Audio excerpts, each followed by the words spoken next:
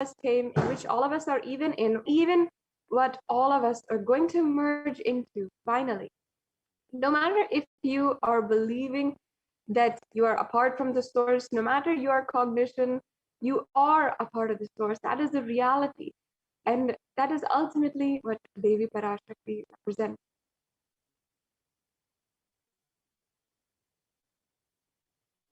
Out of her extreme love and compassion, Parashakti herself is manifesting the embodied form as Nijavatara of the Supreme Pontiff of Hinduism, Jagat Guru Mahasanidanam, His Divine Holiness, Bhagwan Nithyananda Paramashivam, gracing us, answering all of our questions, attending to our prayers, giving boons, healing us, revealing our past, present, and future, delivering profound spiritual truths, and ultimately giving us the experience of Paramashivoham itself. In the words of Devi Parashakti herself, in incomprehensible, beautiful definition, she says, raising as Omkara, expressing as the Vedas and Agamas, blossomed as Bhimkara, filled as Parashodasi, living in the 40 triangles, the Kailasa Swamini, who is Kailasa Tripura Chintamani, Parashodasi, sitting as a part of Paramashiva, Parameshwari, who rules the world, Paramashakti, Manonmani, Meenakshi. As Nithyananda, I put the Nijavatara here to give good boons to everyone. To bestow all goodness. Hiranya Garbha Swarupini, Brahmanda Yoni, Shami, Chandramoli, Rapala, Aparna, Uma Parvati, Savitri, Navayavana, Samrajya Lakshmi, Parameshwari, Parashodasi, Meenakshi. Taking the form of Nithyananda, I came here as Nijavatara. With great compassion, I am blessing. Listen, people, to do good to all of you. I took the form of Nithyananda and came down as Nijavatara. And Devi Parashakti continues.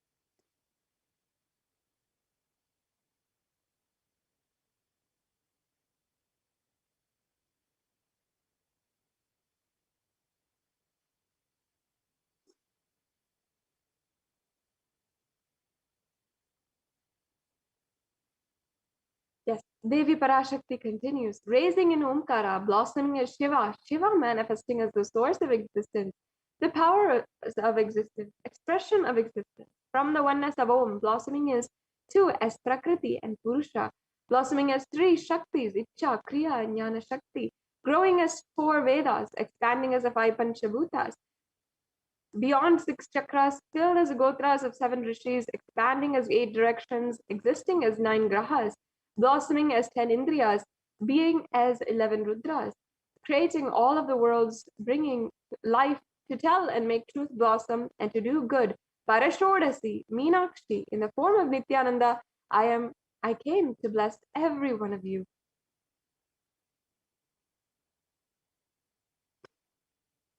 Now, this beautiful definition, this beautiful explanation of Devi Parashakti is what Devi Parashakti revealed herself through the Supreme Pontiff of Hinduism in one of the darshans on the 12th of May. And after that, the Supreme Pontiff of Hinduism has given us a very unique, very beautiful way to receive Parashakti. Swamiji said, literally, you are seeing Paramashiva and Parashakti at that moment. She is there on your screen. So always receive her very traditionally. And whenever the divine you encounter, you're able to experience the divine, keep a beautiful receiving space. And one of the best ways to do this is through just a ritual practice. And in Sanatana Hindu Dharma is filled with hundreds and hundreds of rituals that you can do. This offering of the tambulam is a very simple offering that you can do. You can just keep 2 betel leaf, 1 banana, 1 betel nut, and 1 coin in front of the screen. You just watch Devi. The coin is considered as the traditional dakshina in the Hindu tradition. It can be the lowest value. It can be 1 cent, a penny, or it can be 1 paise. It can be any amount. You can just offer that to Devi, and after the darshan is over, do namaskar and eat the banana betel leaf and the betel nut. Take it as prasadam immediately. Collect those coins, and you can send it to Kailasa in Los Angeles if you're in the USA. And this betel leaf, the betel nut, may look too small. It might be something trivial that you might not take seriously right now. But in a few days, you'll see how much it adds to your sentiment. You'll see, you'll only start to really feel that Devi Parashakti is there. And you will not take Devi Darshan for granted, which is something that we do not even know the consequences of.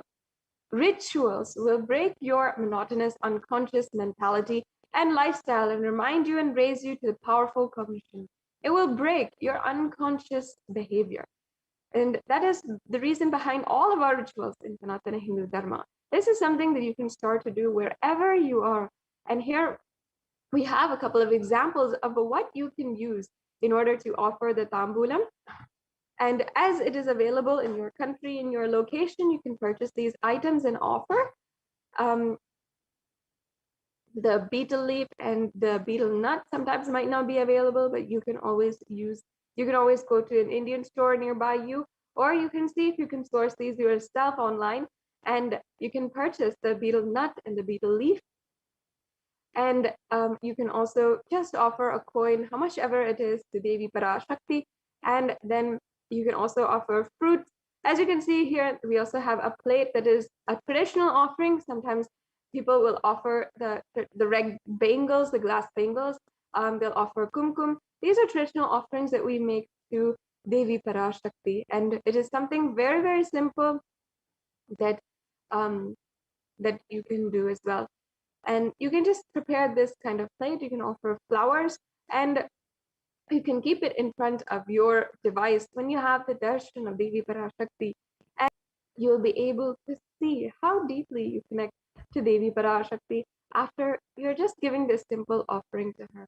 With this, it brings us to a conclusion of this segment in today's program, and we will be moving on into the next segment of today's program, where we will be seeing, having a glimpse of what Devi Parashakti has revealed over the course of the last couple of months, where she has been manifesting continuously through the Supreme Pontiff of Hinduism, intensely and answering our prayers, guiding us, revealing the past, present, and future, and has given us so many different breakthroughs in our lives. Sharings have been coming in from across the world in different languages, from people who are all over the world, continuously pouring out their love for Devi Parashakti and sharing how much she has transformed each and every one of us. So, without further delay, we'll be going on into the next segments of today's program, and we'll be understanding a glimpse into what Devi Parashakti has revealed over the last couple of months.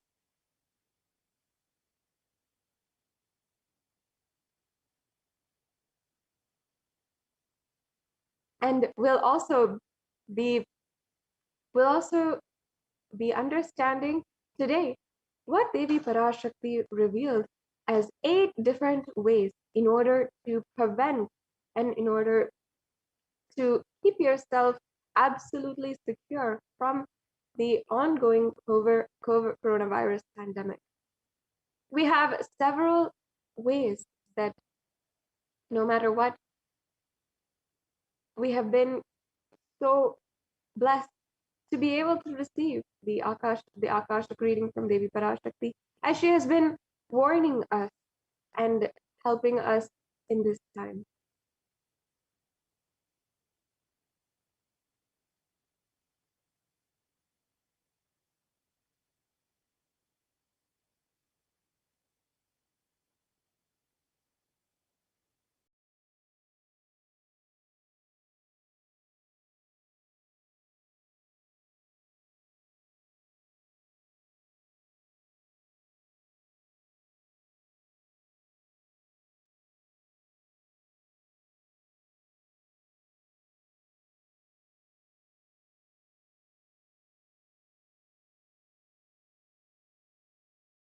Parashodasi Meenakshi,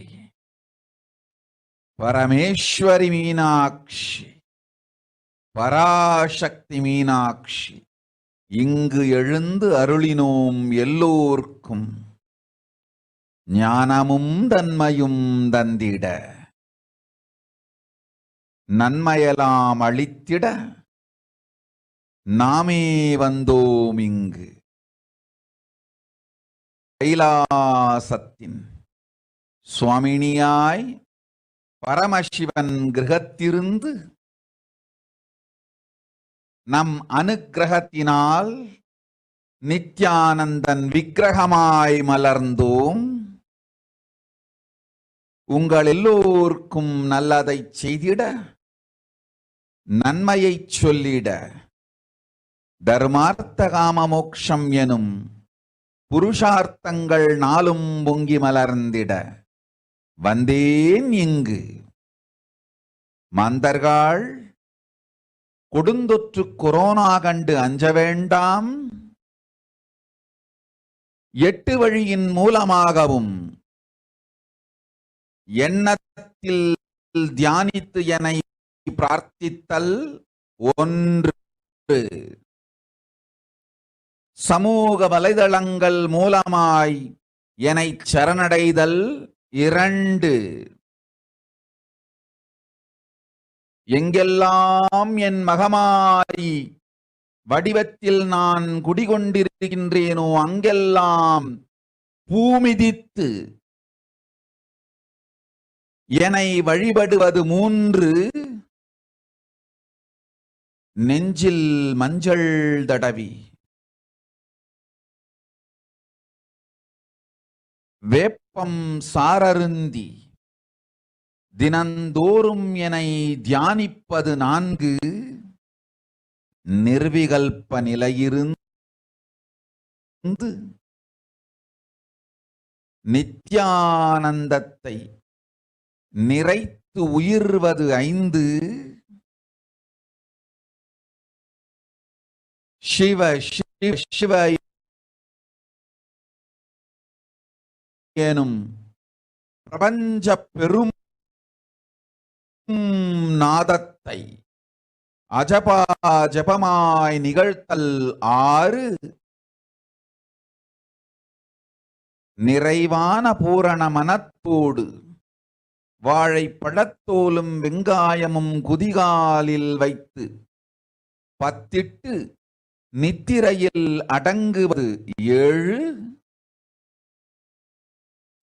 பூரணமாய் பரிபூரணமாய் அருணாச்சல ஸ்மரணையில் நினைப்பும் மறப்பும் அருந்த உணர்வு ஸ்மரணையில் அகம் அகம் என ஸ்புரிக்கும் அருணாச்சல ஸ்மரணையில் ஆனந்த ஸ்புரணத்தில் இருப்பது 8 எனும் 8 முறையிலும் என எண்ணியோர் அத்துணை பேருக்கும் இல்லை கொரோனா கொடுந்தொற்றின் தாக்கமும் கொரோனா கொடுந்தொற்றின் பயமும் கொரோனா கொடுந்தொற்றின் மயக்கமும் வாழ்வீர்கள் வளத்தொடு நல் ஞானம் யோகத்தொடு நாமே நிம்மோடு நானே நீயாய் நீயே நான் நல்வாழ்வு வாழ்வீர்கள். 8இல் 1 செய்தாலும் கொரோனா உங்களை எட்டவிடாது காப்பு.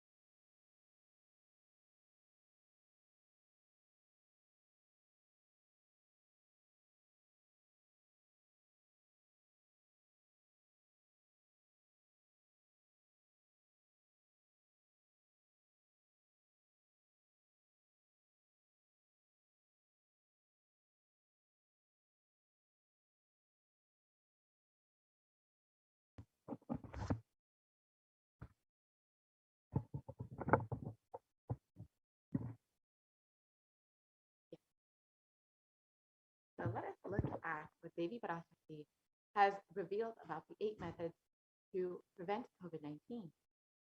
Oh, humans, don't be scared of the deadly infection corona.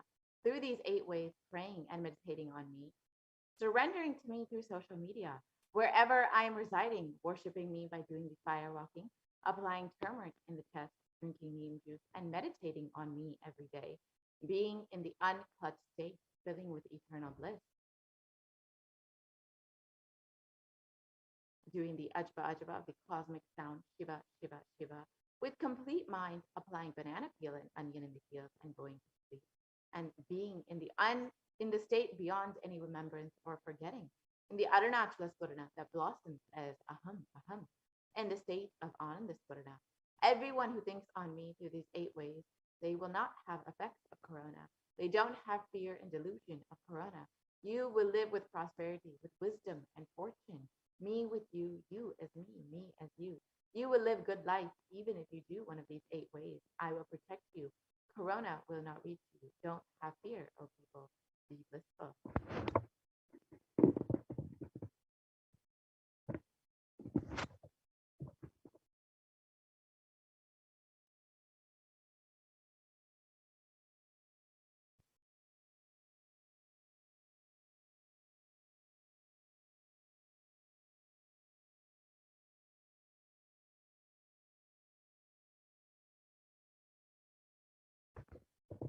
So now let us look at each of these 8 methods and understand the benefits and science behind each method. The first method revealed by Devi Parashakti is praying and meditating on Devi. So science has studied meditation extensively, and Healthline has listed out 12 of the science-based benefits of meditation, and which includes reducing stress, controlling anxiety, promoting the emotional health, enhancing self-awareness, lengthening the attention span. It may also reduce age-related memory loss. It can generate kindness. It may help fight addiction. It improves sleep. It helps control pain. It can decrease the blood pressure, and it is easily accessible anywhere.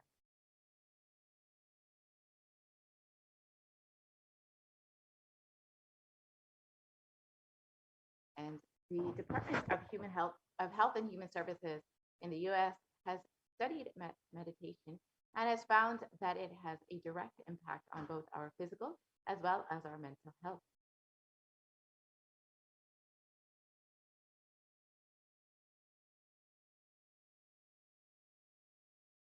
And another study by the Cambridge University Press reiterates the necessity of meditation during times of crisis such as COVID-19.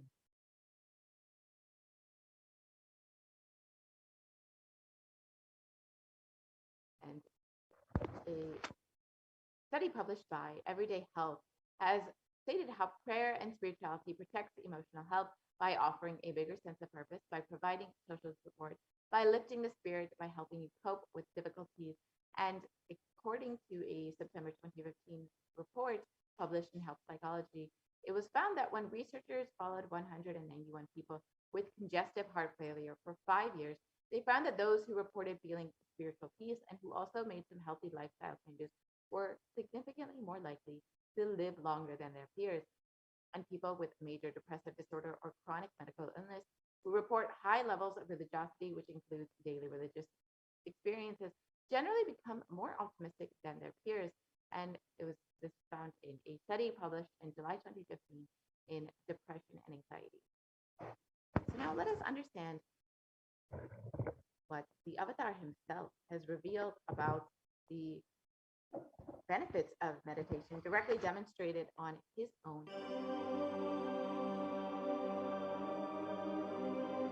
Nithyananda participates and encourages scientific researchers to derive evidences for meditation and healing through meditation. Dr. R. Murli Krishna, President, COO, Integris Mental Health and James L. Hall Jr., Center for Mind, Body and Spirit, Oklahoma in US, and his team invited Nithyananda to derive scientific evidences for meditation and the state of his enlightenment. When Swamiji came, I have requested him to do one thing. I asked him, would you be willing to undergo some scientific investigation of the meditation process? he very cheerfully agreed without one complaint. He went for 3 repeat sessions for PET scanning and 3 repeat sessions for quantitative EEG sessions. And these are really not very easy tests to go through. It requires a lot of patience and a lot of willingness to do that. So we did that. Because if a meditation process is doing something to your brain, we should be able to detect that. Scientific findings are verifiable. They are replicable. You can replicate them, duplicate them. So Swamiji went through those sessions and we found. In PET scan, they inject a radioactive dye which goes and sits in parts of the brain that are active. In the normal, non-meditative state, the brain is very active. And when we are seeing someone, the rear end of the brain, the visual cortex, is very active, as shown in the diagram. Usually the brain is so active, there are 100 billion brain cells there. But what meditation does is something very interesting. It shows the frontal lobes getting more active. The frontal lobe is where you have judgment, wisdom, reasoning. Here are some of the brain scans I'm going to share with you. This is alert, non-meditative state. The second one is 30 minutes into 30 minutes meditation. Look at the frontal lobes, how they light it up. They light it up big time. 60 minutes of deep meditation, and here is a deep, deep level of meditation where it lights up significantly right here, right in the middle, probably 1.5 inches, 2 inches deeper.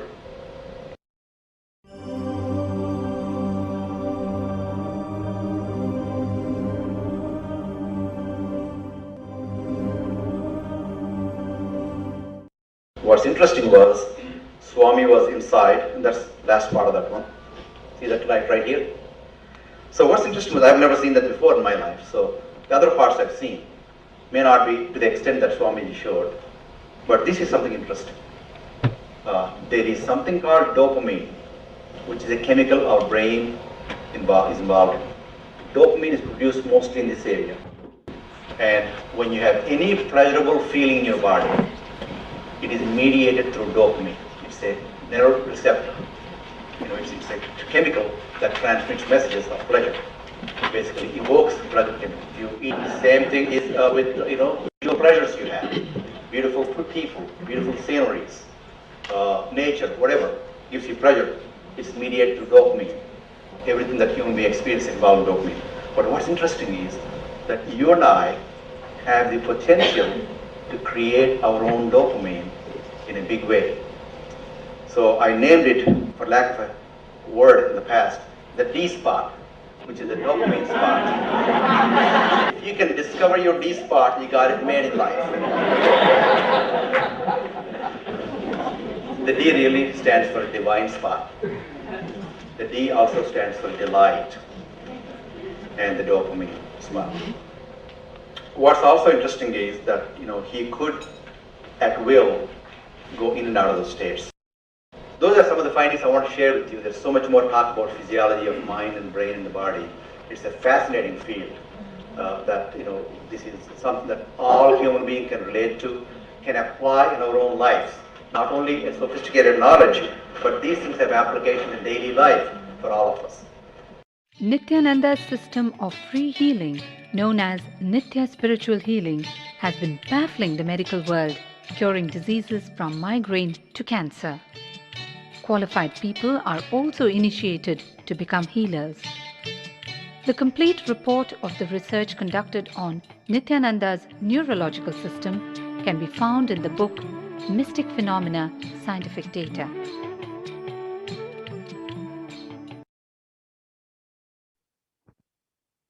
Yes, now that we have understood about meditation and the impact of meditation, let us now look at the practice of prayer and how prayer is the best stress buster as revealed by the Supreme Concept.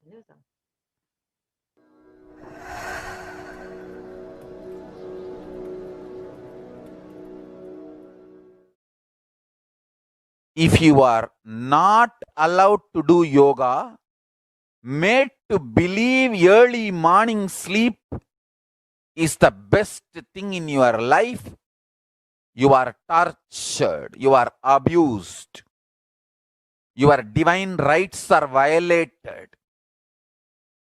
If you are constantly inspired to do yoga early morning, Brahma Muhurta time, and everyday puja, sit that 30-40 minutes and melt down by feeling connection. Understand? Nothing can be compared to prayer to bust your stress. I tell you, prayer is the best stress buster. Deep feeling connection and tears rolling in your eyes and melting down to Paramashiva. Intense yearning, Vyakulata, talking to Paramashiva, relating to Paramashiva. Nothing can be compared to that to bust your stress. I tell you, every day puja is an ultimate recharging experience. If you do every day puja,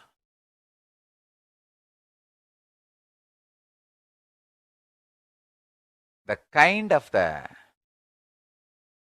stress-free life you will live, your whole biological clock will be aligned to Kailasa. I tell you, I have seen the people who have the habit of Nitya Puja live long. Not just long, happy. In my whole life, it is Nitya Puja, Puja, that gave me all the best things of life. Everyday puja, relating with the deities is the best stress buster. Touch the deities, do decoration, dress up. Even now, my best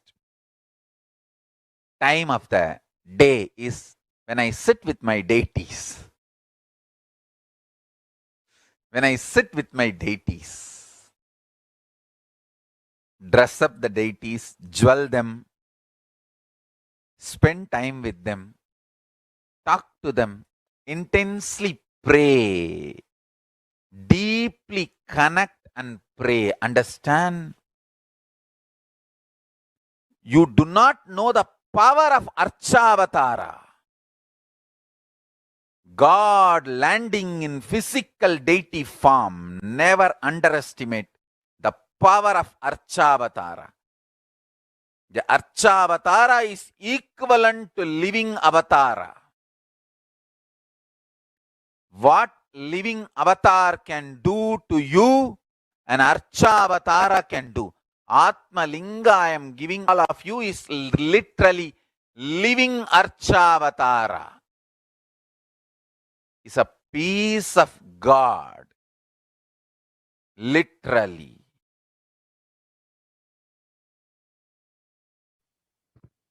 Yes. Now let us look at needed to protect yourself from COVID-19 as revealed by Devi Parashakti.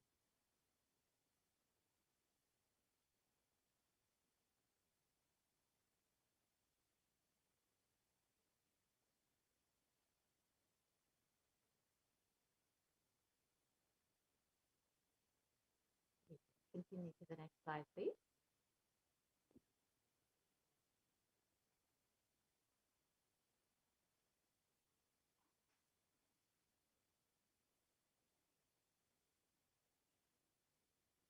The next method to protect yourself from COVID-19 is surrendering to me, Devi Parashakti, through social media.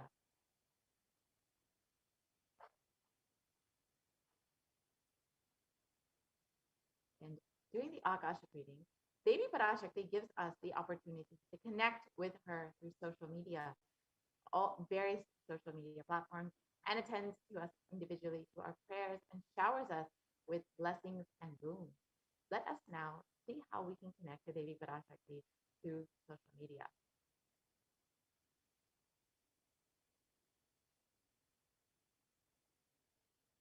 So the first way to connect with Devi is through YouTube. So you can go ahead and join as a member of Kailasa's HDH Nithyananda YouTube channel. And you can go ahead, once you have joined as a member, you can ask your questions during the live Parashakti Akashic readings in the comment section.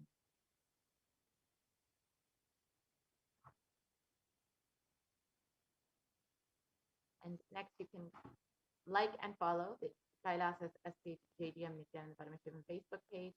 And you can ask your questions again in the live Parashakti Akashic readings in the comment section of the live video. Next, you can connect to Devi through Twitter. So you can follow at Shri Nithyananda on Twitter.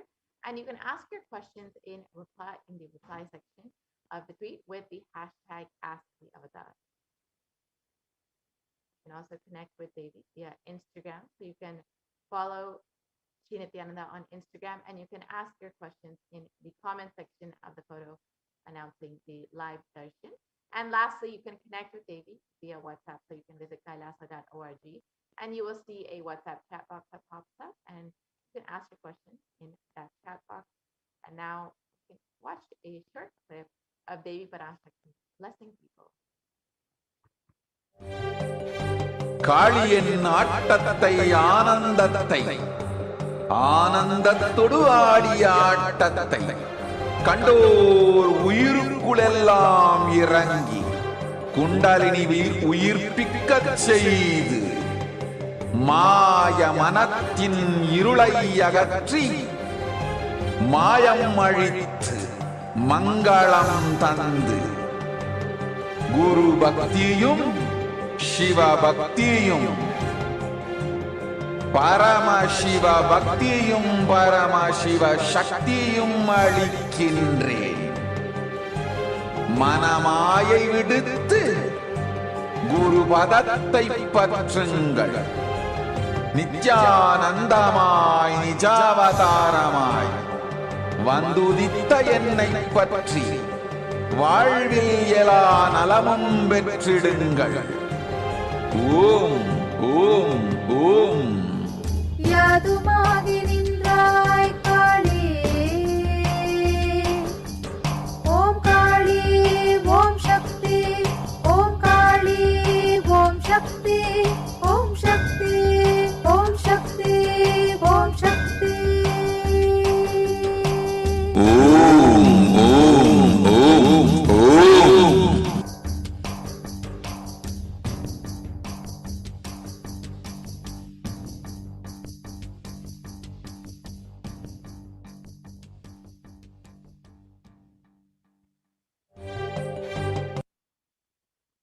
Wherever I am residing, worshiping me by doing the fire walking will protect you from COVID-19.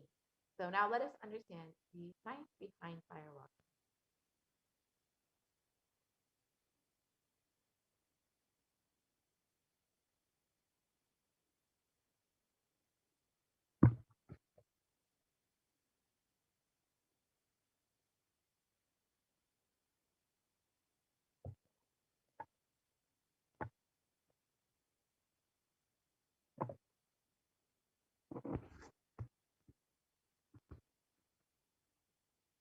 So the Supreme Concept of Hinduism has revealed that fire walking is an alchemy process, and it is, especially in the words of the Supreme Concept of Hinduism, especially that is done very traditionally, systematically.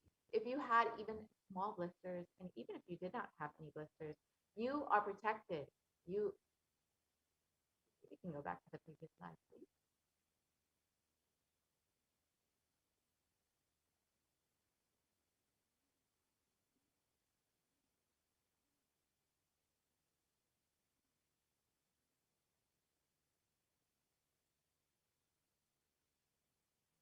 Go back to the previous slide.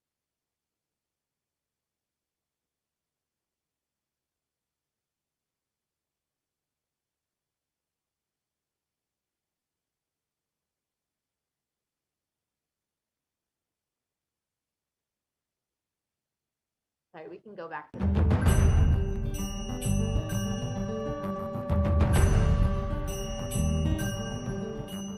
all these transmutation processes means balancing the system and awakening the whole consciousness to your whole body is what I call transmutation processes. Some parts of your body becomes insensitive to the existence because of the job it is doing, like a feet. Because of the continuous walking, it becomes insensitive or sensitive. They don't become they lose sensitivity to the reality. But for the complete Kundalini awakening, your whole body needs to be alive and experiencing the reality and ability to experience the higher consciousness. That is the reason we have the process of fireworking.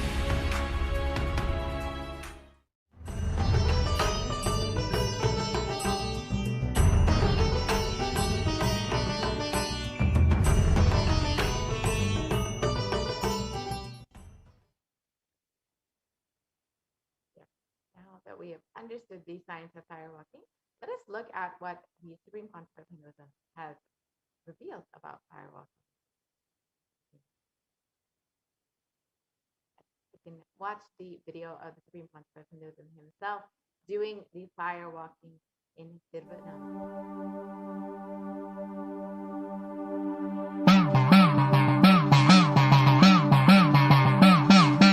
சத்தியம் காத்திடும் உத்தமத்தியே சத்குருவாய் வந்த நித்திய தாயே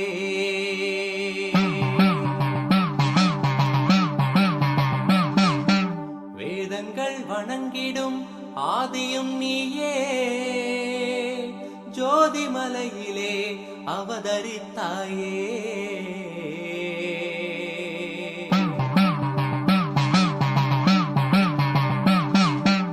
அவனியை பேணும் ஞானமும் நீயே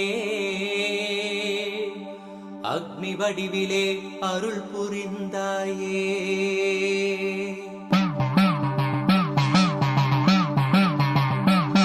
நீனிலே பிறந்தவளே நித்ய ஆனந்தத்தியே நித்யானந்தேஸ்வரி தீனிலே பிறந்தவளே நித்ய ஆனந்தத்தியே நித்யானந்தேஸ்வரி கர்மங்களை கொன்றிட வந்தாய் நித்யானந்த தர்ம மண்ணில் வென்றிட வந்தாய் கர்மங்களை கொன்றிட வந்தாய் நித்யானந்த தர்ம மண்ணில் வென்றிட வந்தாய் தீயினிலே பிறந்தவளே நித்ய ஆனந்தத்தியே நித்யானந்தேஸ்வரி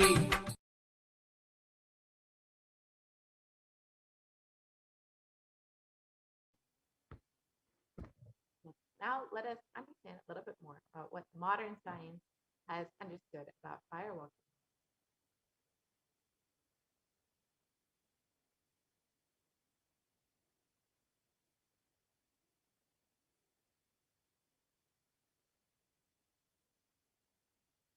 A study conducted by the U.S. National Study of Medicine and the National Institute of Health has shown that firewalking actually increases the levels of happiness and lowers fatigue levels in those who participated in firewalking compared to those who did not participate in firewalking. So now let us look at the next method revealed by Devi Parashakti, applying turmeric on the chest, drinking neem juice, and meditating on Devi Parashakti every day.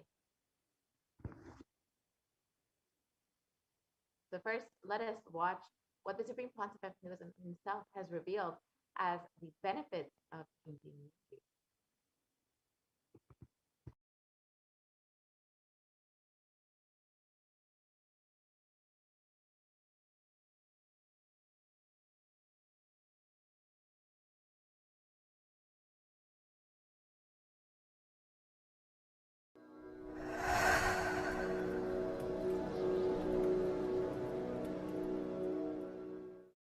Bididi. It is not, I'm not talking from air, I'm talking from ground. In Bididi, before we came to that land, 30 borewells were dug, no water. Now, from the day we came till now, we have water for 10,000 people to live comfortably in that very land. It's only pouring, pouring Karumari's grace wherever we started ashram. Nature completely cooperates because we know biology, whole biology thinks.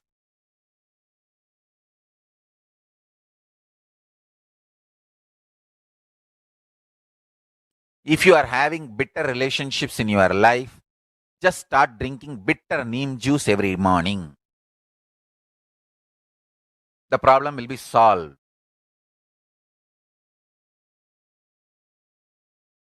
Understand, if you are irritated, even if you don't react, even if you don't talk to people, you release that kind of vibes. Take Haritaki, you will see you release sweet kind of vibes. Take neem juice, you release healing, compassionate vibes. A woman who applies neem powder and takes bath, who applies turmeric powder and takes bath, is equivalent to Karumari Mahamayi.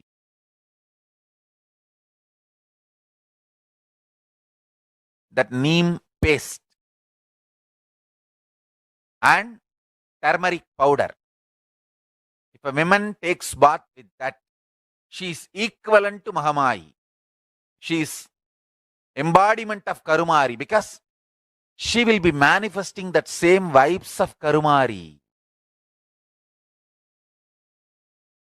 I sincerely recommend people start doing all these activities like applying neem paste and taking bath, applying haritaki powder and taking bath, applying turmeric powder and taking bath, applying basma and taking bath, especially for men, basma, for women, neem paste and turmeric paste. All four can be used by both, all genders. That is different. If you want specific, I'll recommend the neem and turmeric for female body, haritaki and basma for male body. Understand, your whole biology things. Working on whole biology changes the whole life. So, now with this understanding the whole biology things, think Mahavagya. This is Ajapa Japa. Think Mahavagya.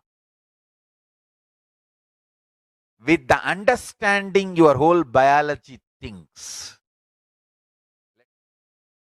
Om Nithyananda Paramashivoham. Blessings to all of you. Start manifesting powers. Now,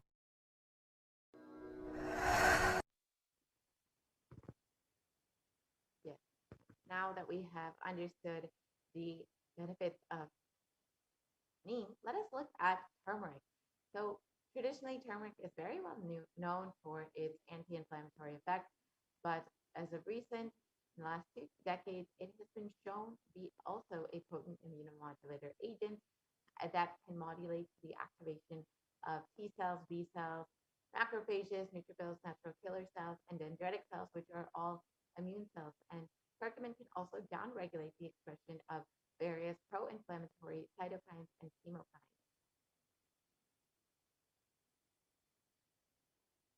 this research published by the U.S. National Center for Biotechnology shows that turmeric can actually modulate the activation of various immune cells as well as enhance the body's antibody response. So overall, this strengthens your immunity. And with a strengthened immune system, you will be much more likely to be able to stay healthy and protect yourself from COVID-19.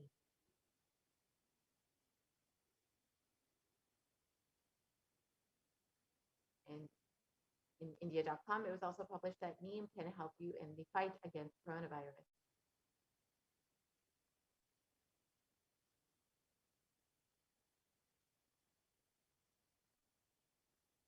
And according to a KGUM study, turmeric and neem are also effective against coronavirus.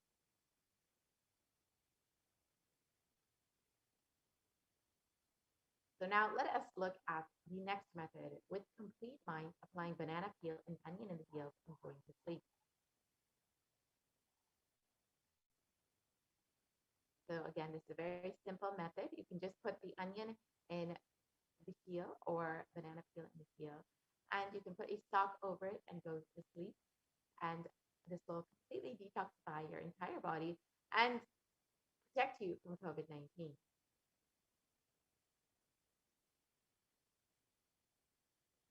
So let us understand a little bit more about the detoxifying effects of onion. In Medical Daily, it was published that onion actually contains a high amount of sulfur compounds, which not only give onion their recognizable smell, but are also powerful detoxifying agents with more than 100 sulfur-containing compounds, which are what cause the eyes to tear. Onion can help prevent and treat ailments from diabetes to heart disease. This is also why it's very well known in Ayurveda for its medicinal uses. That is the primary and only use in Hindu medicine. And it's very well known for the treatment of various diseases.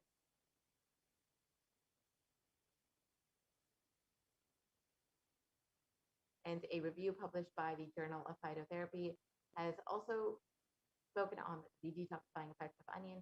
And it states that compounds from onion have been reported to have a range of health benefits, which includes anti-carcinogenic properties, anti-platelet activity, anti-thrombotic activity, anti-asthmatic, and antibiotic effects.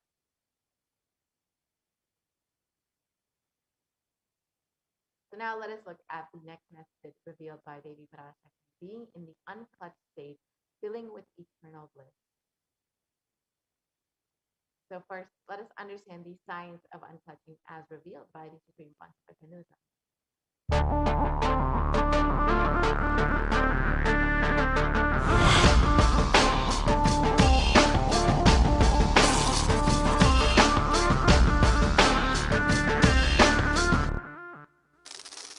The brain is the organ which controls our whole physical being. Once our brain has been imbalanced, it will then transmit that imbalance throughout the whole body. Thought forms are pure energy that have the ability to influence people and everyday events in life. According to science, our brains generate an electromagnetic field which may be measured by such instruments as an encephalograph. This electromagnetic field is generated by the brain every time we think, and as our mind is never still, we may be compared to perpetual power generators. Fear produces nervous disorders. Anger produces headaches and violence. Confused thoughts produce congestion and ill health.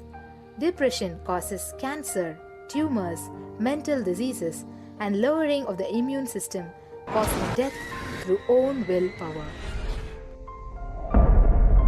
Our thoughts generate intricate energy patterns which can be detected by sensitive and seen by clairvoyant individuals. These energy patterns are known as thought forms. Surprisingly, thought forms are shaped by the thoughts themselves. Each of us creates hundreds of thought forms every hour and release them into the environment. Although we cannot see them, the thought forms have as real an existence as any other form of energy. Most people can sense others' thought forms, and a continuous energetic exchange happens between people, about which we are usually unaware. This also explains why we sometimes take a sudden liking or dislike to a certain person directly on meeting them. We just catch their vibes. Unclutching is a guide for equanimity and enlightenment. Thoughts are like bubbles in a fish tank. Just as bubbles in a fish tank rise from the bottom, our thoughts also rise in the same manner. When one bubble comes and reaches the surface of the water, the next bubble starts and the third bubble starts. Because the bubbles are rising at high speed, they look like a continuous stream. But our mind is not a continuous stream. There is always a gap between two thoughts. Like the bubbles, we also experience a neutral space between two thoughts. This neutral space between two thoughts is our original state, the pure silence. It is a state of pure consciousness, the state of God.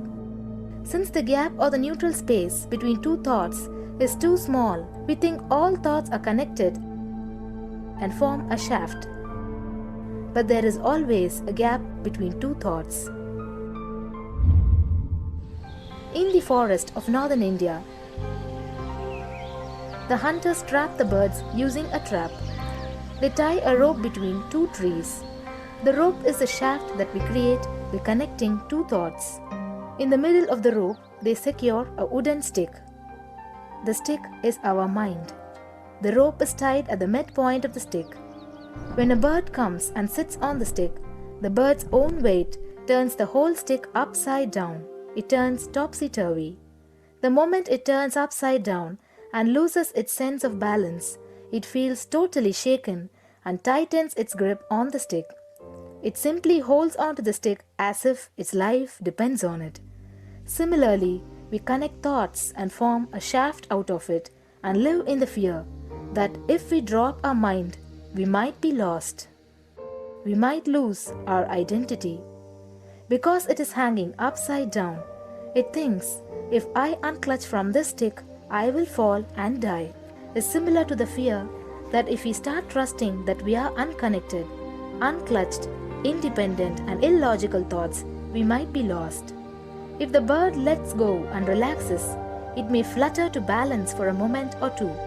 When it leaves the stick, maybe for a few seconds, it will fall, but then it will adjust itself and start flying. In the same way, we hold on to whatever we think is our identity and security, our education, our mind, our life, our relationships, or our bank balance. Ultimately comes to remove the stick that is our identity. Just like the bird, we don't realize that if we drop our mind, at that moment we can become a Paramahamsa. That very moment we can be liberated.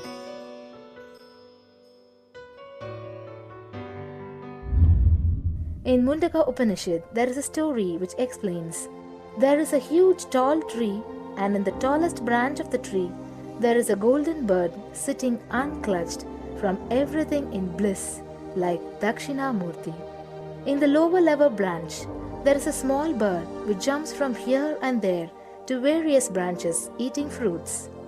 When it eats that, whenever she eats the bitter fruit, she sees the bird which is looking above silently like Dakshinamurti and feels why I should not be like that bird.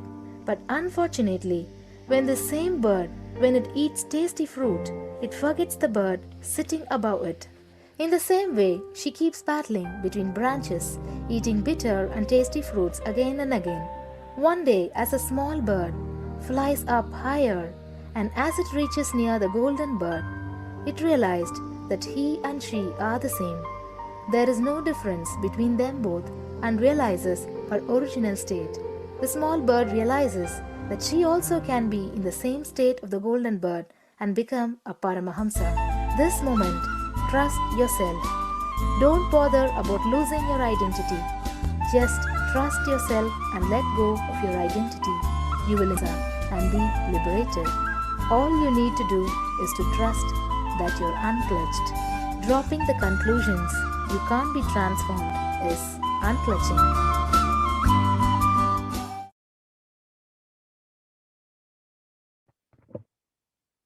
now that we have understood the science of unclutching, let us also take a few moments in our day to practice this beautiful science.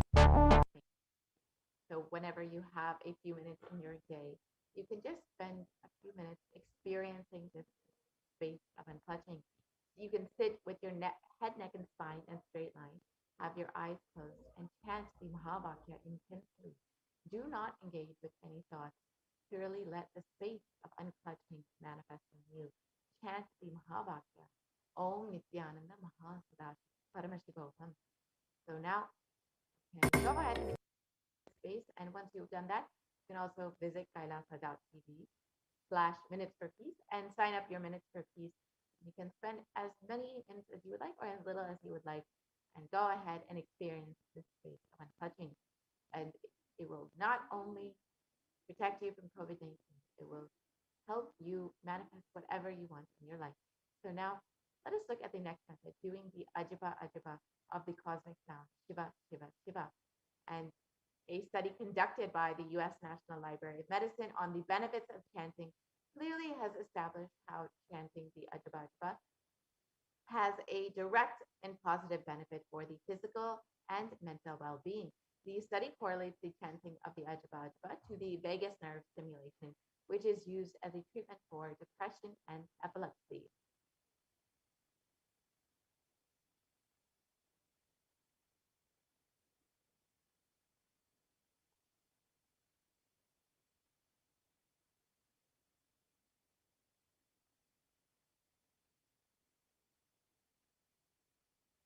We can continue on if you can see more of that study. Continue on.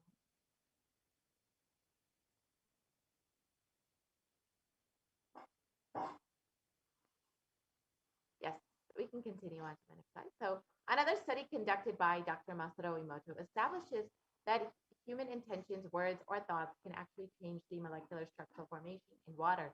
This interesting research clearly depicts how when water is exposed to positive sound vibrations, like and how the molecular formation of the water changes into a very pleasant formation, whereas negative sound vibrations or words can actually disfigure or distort the water molecular formation.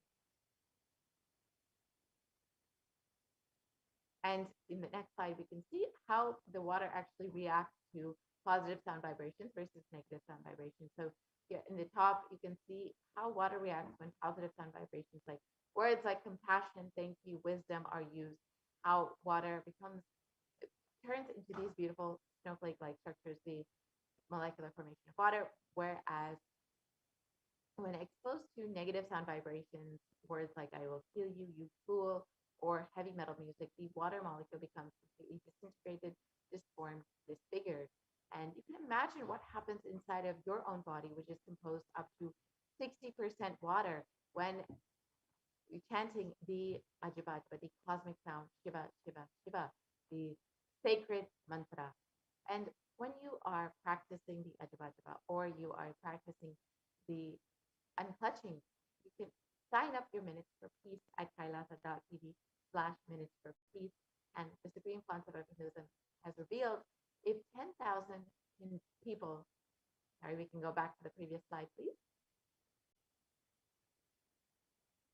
The Supreme Council of Hinduism has revealed that if 10,000 people can do this just for 3 months, we can give such a huge conscious, super conscious breakthrough to the whole of humanity.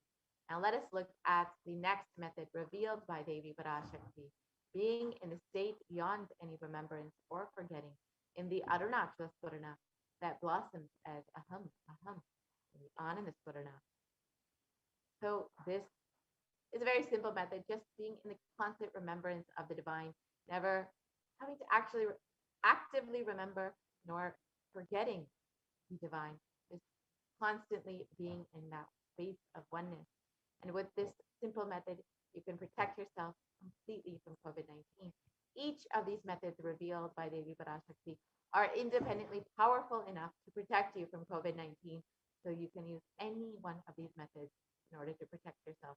And Devi Parashakti has revealed that one of the easiest methods that Devi Parashakti revealed today is practicing, praying to Devi Parashakti and meditating upon Devi Parashakti. And in this next segment, we will understand how you can actually connect to Devi, how you can pray and connect with her, experiencing that space of oneness with her through the various offerings. So let us enter into this next segment and understand some of the various offerings that you can make to Devi Parashakti.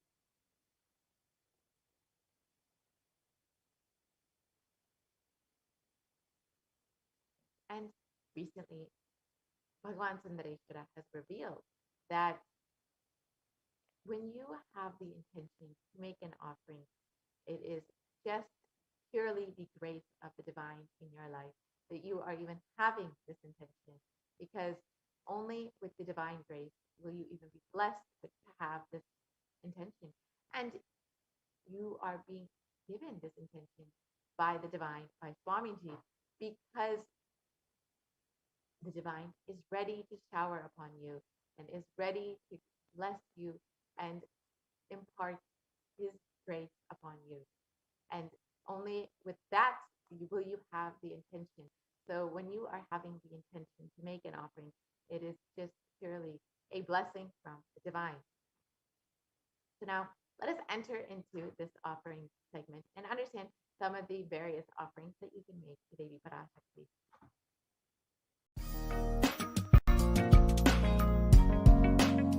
We get you health. We get you ability to build beautiful relationships in your life. We get you direct spiritual support, and we make sure you become wealthy.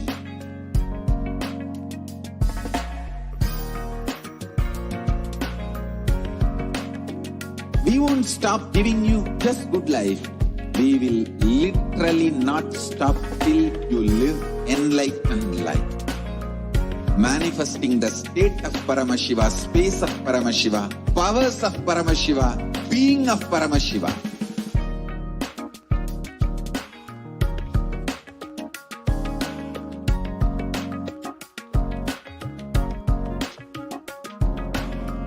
Whole world should become e-Kailashians. I want the whole world to know Hindus have something great to contribute to the world.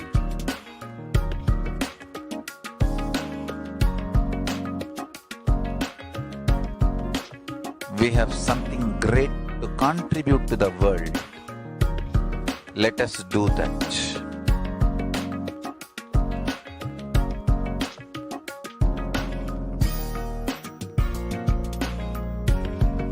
E-Kailasa is proper customized spiritual service helping you to identify your root patterns of suffering. We have perfected the science of helping every individual from every cultural, religious, nationality background.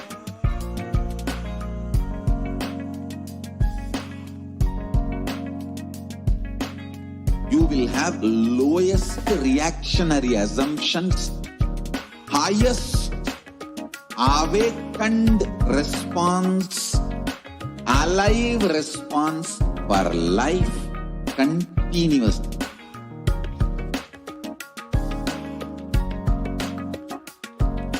E-Kailasa is enlightenment ecosystem, literally enlightenment itself in your own home, wherever you are. Proper customized spiritual service helping you to complete with your life negativity. Withdrawal from life, self-hatred, self-denial, self-doubt, so much of tiredness, laziness. We can support you aligning your diet, your attitude, your aptitude, your understanding about life. We can help you with everything.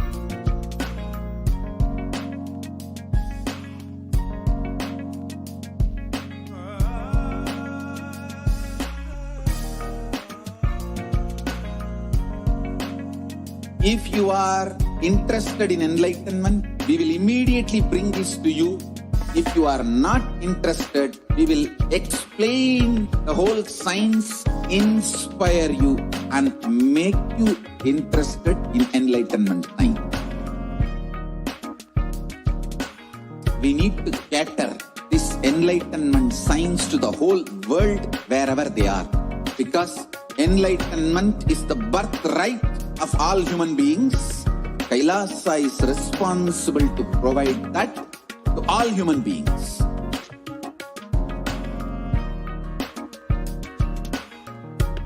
Kailasa is the totality of the knowledge I received from my gurus and practice manifested in my life, perfected by teaching millions of people from all cultures, time zones, backgrounds, gender, nationality, race, from every creed.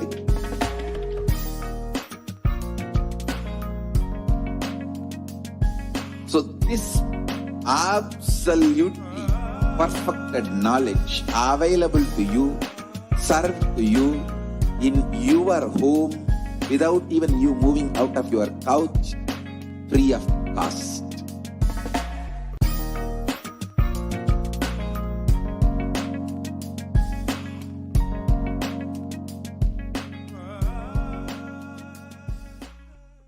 Just be alive for next 3 years. Don't die within next 3 years.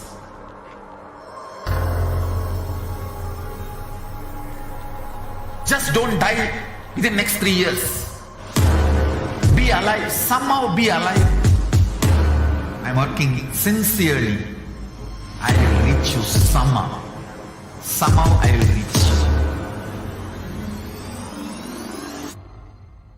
It's my commitment to humanity.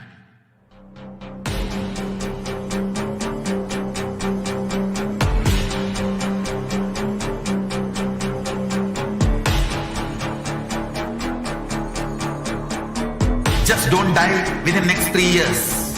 I will reach you wherever you are, whichever corner of the world you may be. I will reach you with enlightenment. You manifesting the space, state, powers, being Paramashivoham. It is possible, and it is possible for you.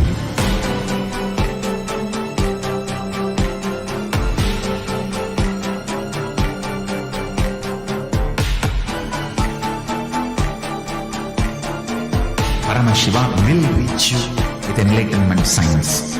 I know he is going to do the job. Just be alive for next 3 years. Nothing else. What I mean by the word e-Kailasa, listen intensely. Enlightenment ecosystem, literally enlightenment itself, in your own home, wherever you are. If you cannot come to Kailasa, it's okay. Kailasa can come to you.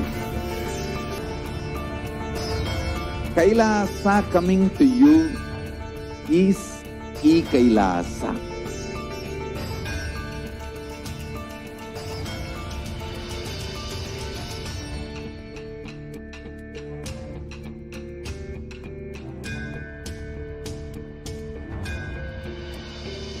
I will revive Hinduism.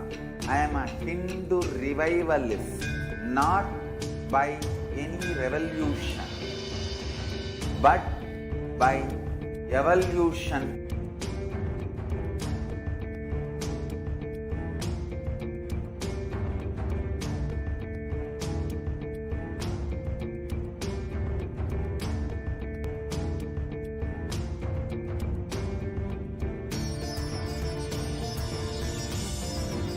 And setting model community.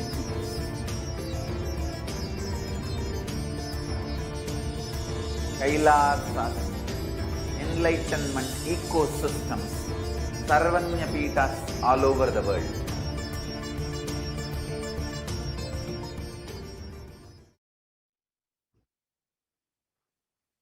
Nithyananda.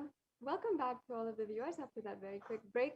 And I hope that each and every one of you who has been joining us from the beginning is enjoying so far, having the glimpses into what Devi Parashakti has revealed through the Supreme Pontiff of Hinduism. How continuously over the last couple of months we have been able to be attended to, taken care of completely and entirely by the divine cosmic being. And that is just a glimpse into what we have been able to experience.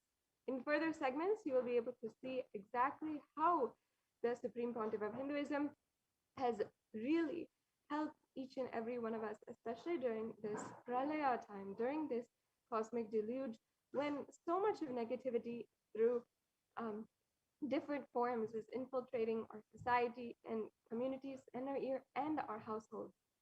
So I welcome each and every one of you back.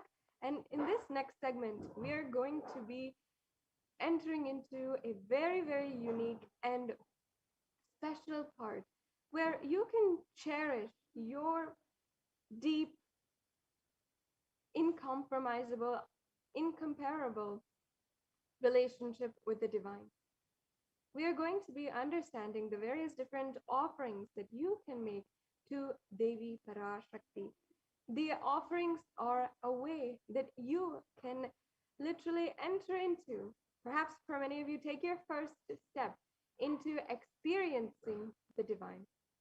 Yes. So let's get started. Let's understand what are the different.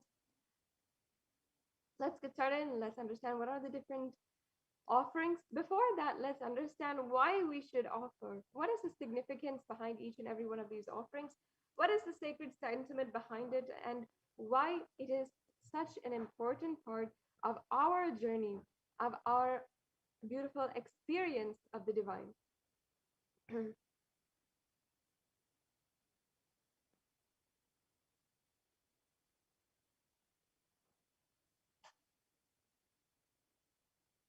Each and every one of these offerings help us experience a higher aspect, a deeper part of our own relationship.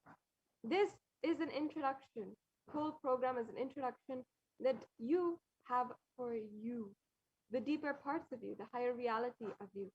So just making an offering these rituals are such an important way for you to be able to experience higher and deeper into your relationship with your highest reality, Devi Parashakti. Yes, we can go on and move on.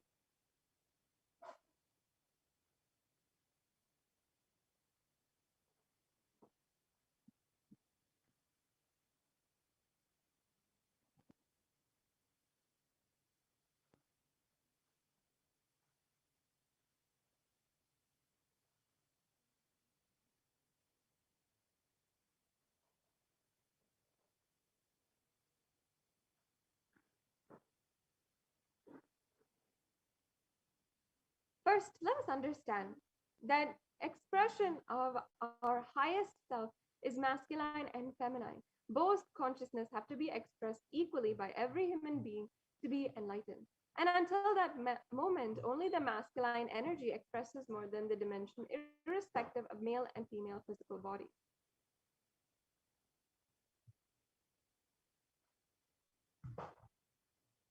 And there are 5 different people, communities, things, a part of us that we have to complete with 5 dimensions to achieve enlightenment.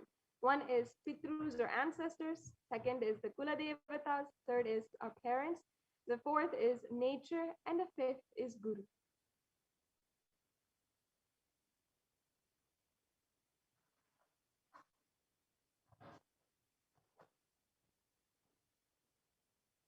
And for each of these 5 dimensions, we will have certain incompletions. You might be wondering, what is an incompletion? Incompletions are life negative and adharmic cognitions that leads to misconstrued karana and kalya, suffering and pain in individual levels, and as well as the personal, as well as the global community levels.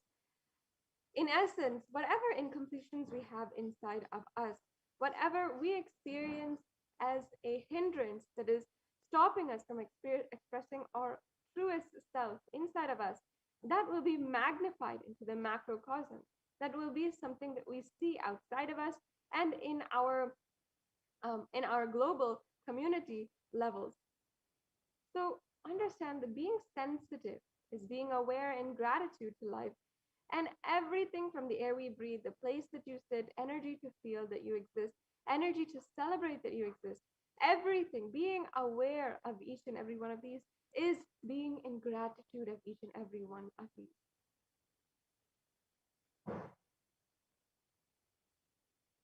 In Sanatana Hindu Dharma, the sacred Shakta tradition is actually the worship of the divine feminine consciousness.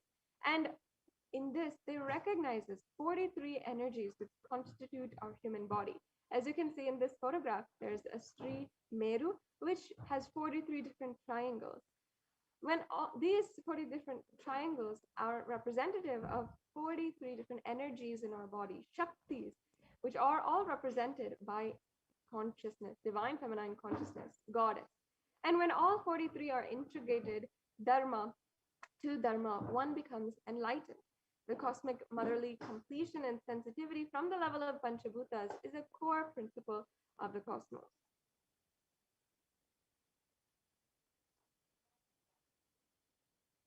And awakening the sacred feminine is a key to enlightenment. When awakened, the man expresses sacred feminine consciousness, he becomes a great revered leader. When awakened in the divine sacred feminine, in a woman, she becomes Devi, manifesting and expressing the sacred Shakti, the powers.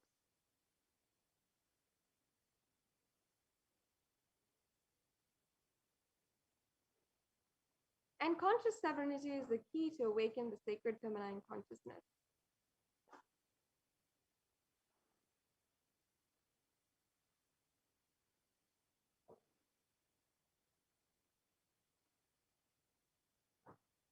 Out of millions of paths, the easiest and sweetest, most beautiful path to enlightenment is connecting with cosmos as the cosmic feminine consciousness.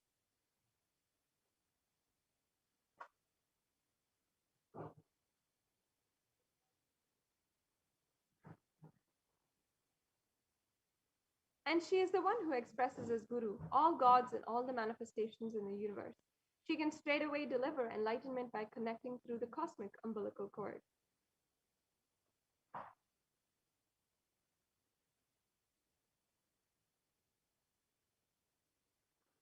Offerings is not to benefit the divine, but to close our gap with the divine consciousness. When we achieve completion with the Divine Mother, her sweet grace in all dimensions, the cosmic umbilical cord.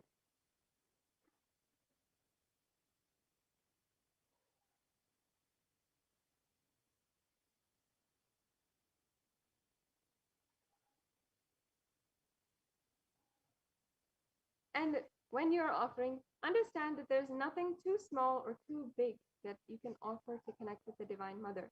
It has to be from a space of love, of a child looking at her mother and handing her what it has to share with deep love and gratitude. It can be even a cup of milk or a flower. It can be a jewel to adorn her smiling face or hair.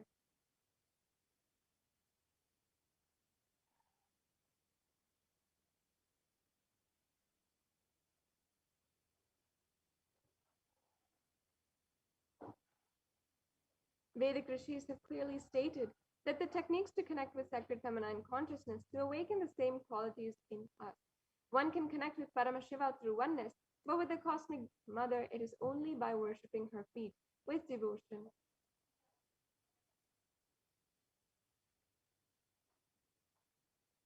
Mother worship is the most non-violent, most peace-centered, most healing, soothing, and sweetest path to enlightenment among all traditions on planet Earth. Worshipping includes contemplating, meditating through sacred offerings of mantras and oblations at her feet.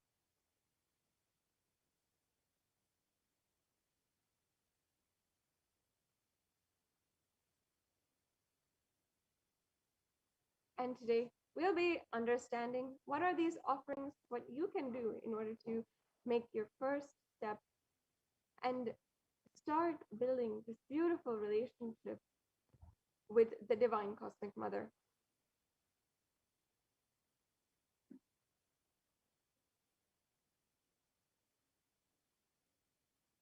why divine feminine? It is because she is the ultimate. In so many different scriptures, there is reference to how Devi Parashakti is worshipped. In fact, even including in the Saundarya Lahari, composed by Adi Shankaracharya, Devi Parashakti is said to be worshipped by even Lord Brahma, Paramashiva, and by Vishnu.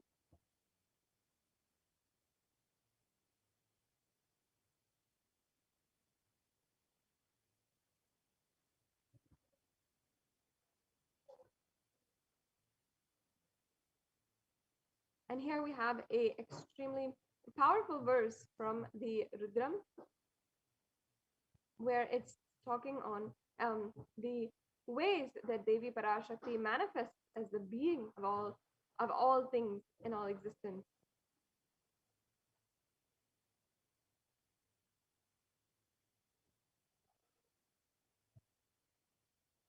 She literally describes, I walk as the 11 Rudras, I walk as the Vasus, I walk as Vishnu and other Adityas, all divine forms. I walk as Mitra and Varuna and the Ashwin twins too. This is from the Rig Veda.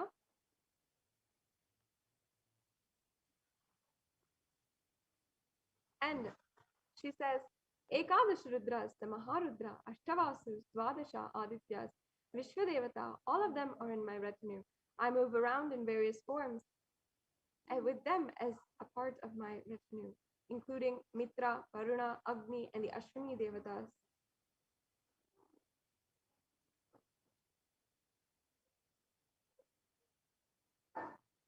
Devi herself declares herself as the inner self of all gods, divine energies. She is pervading and all permeating.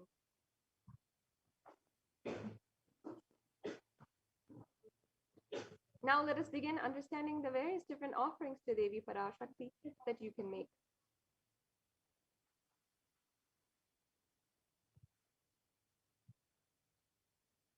The first is a hundi, which you can offer for any amount. And there's a beautiful verse, once again, Namam, which says, Bhakti Priya, Bhakti Gamya, Bhakti Vashyaya Paya Paha, Shambhavi Sharadaradya Sharvani Sharmadayini. And here in this verse, it is saying, Devi is fond of true devotion and is realized through true devotion. She can be worshipped through true devotion. This Ihundi offering is something that you can do out of your utmost devotion. And if there's any fear in the minds of a devotee, Devi is sure to remove that fear. It is stated that Devi likes to be worshipped in autumn. Here it is meant that autumn of our life. When thoughts turn more and more inward, the role of the divine is known and understood clearly. The need for Devi worship becomes stronger. Here we have beautiful references to Devi, including Shambhavi as a consort of Lord Shiva. Sharadharadya means worship by Sharada or Saraswati, and so many others.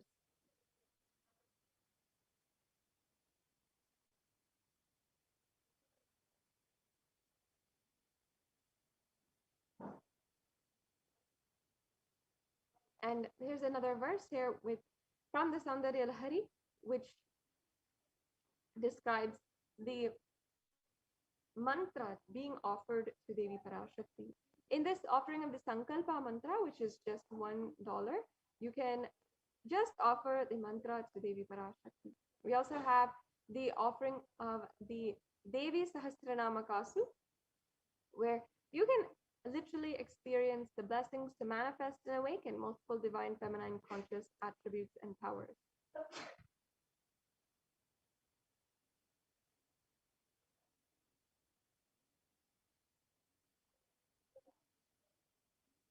And next we have the Mukta Anguti. And in the verse from the Devi Suktam, it is literally sharing how Devi Parashakti is worshipped and praised by all the gods, and she destroys all the troubles that the Asuras create, and she solves all problems and destroys all obstacles. If you can literally offer this Mukta Anguti and manifest a pure space that can conquer all the dangers and fears that you might be able to face.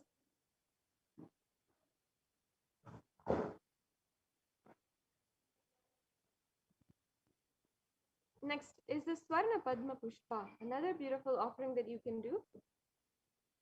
And there's a beautiful verse from the Lakshmi Ashtaka, which I'll now chant. It says, Siddhi Buddhi Prade Devi Bhukti Mukti Pradayini Mantramurte Sada Devi Mahalakshmi Namostute. This means Devi who bestows accomplishments and possessions and subtle mantras of cosmos. I bow down to you, O Devi. And you can offer this in order to have the blessings of Mahalakshmi and be blessed with so much of abundance in all relationships and in personal and business endeavors.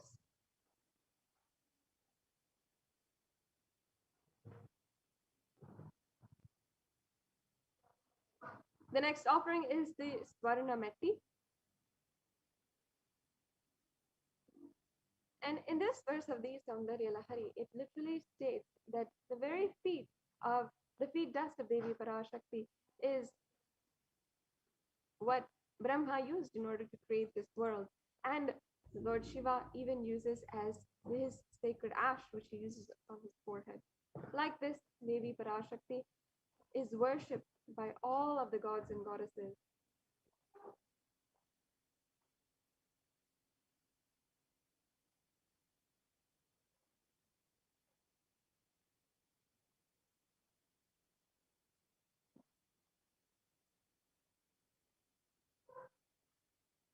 And you can offer this Swarnameti for blessings for a life of leadership qualities by offering worship to the divine lotus feet of Devi Parashakti, achieved by even by worshipping the tiny grain of dust from her feet.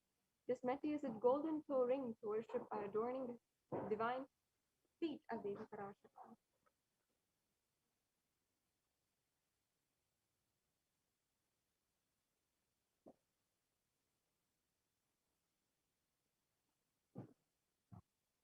Next offering is the offering of the Mangtika. And in the Lalita Sahasranamam, Devi Parashakti is described as Siddha Sarabhi Varshini, meaning she who makes the nectar flow from the Sahasrara, the crown center, to the Agnya, and permeates through all 72,000 of our nadis. You can experience the ultimate experience. You'll have the blessings for the ultimate lifestyle.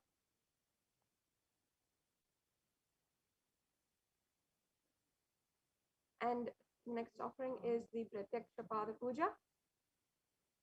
You can offer this offering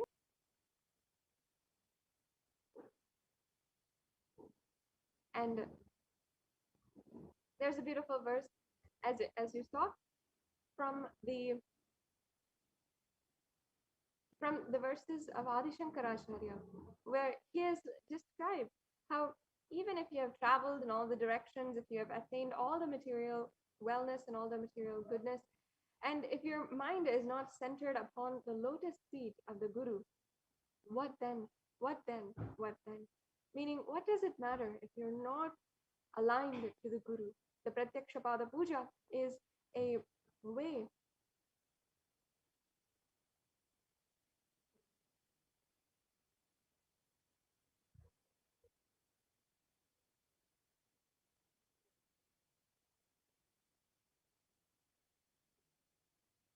and the Pratyaksha Pada Puja is a way that Devi is Guru and the feminine consciousness, the one beyond the idea of male and female. The most auspicious offering to Guru, dimension of Cosmic Mother, is offering a Pratyaksha Pada Puja. The sweetest path to enlightenment.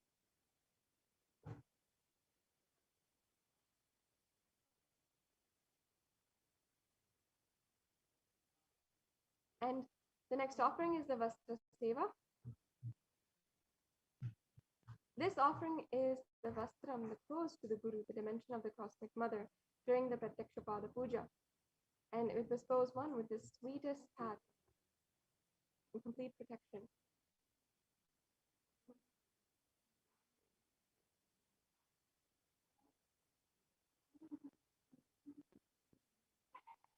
So we have a summary table for you here. The E-Hundi offering, which you can do for any amount. The Sankalpa offering, which is $1. The Devi Sahasranama Swarna Kasu, which you can offer, there's 3 denominations of it, $75, $151, and $251. The Mukta Anguti, which is $251, $501, and $751. The Swarna Padma Pushpa, which you can offer for either $600, $1,200, or $1,800. The Swarna Mati, which is you can offer for $751. The Mang Tika, which is you can offer for $750. And the Pratyaksha Pada Puja, which you can offer for $1,008. And the Vastra Seva, which you can offer for $1,008.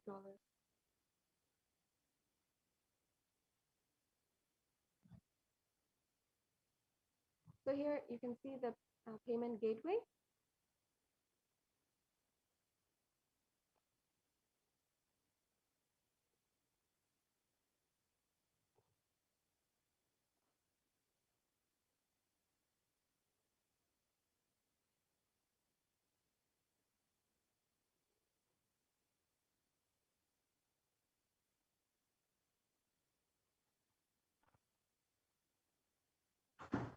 So as you can see, this is the payment gateway, and you can offer these donations to Devi Parashakti. This is the landing page. So once you go here, you'll be able to see how you can offer, and go to the next slide.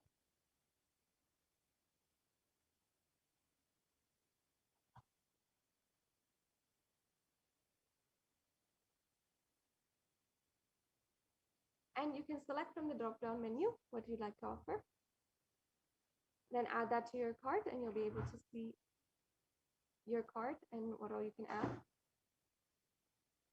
And here's the payment gateway. So you can fill out your details.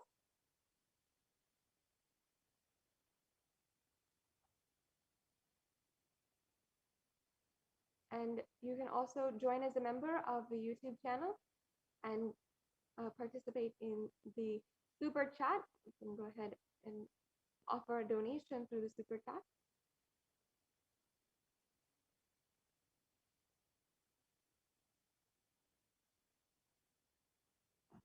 And once you join as a member, you'll see this option. You can have several different options ahead of you: the bronze, silver, gold, platinum, or premium options.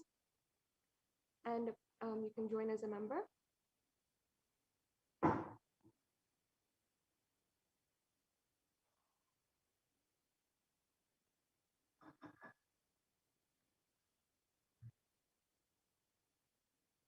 And you can add your credit card, or you can pay through PayPal or Google Pay.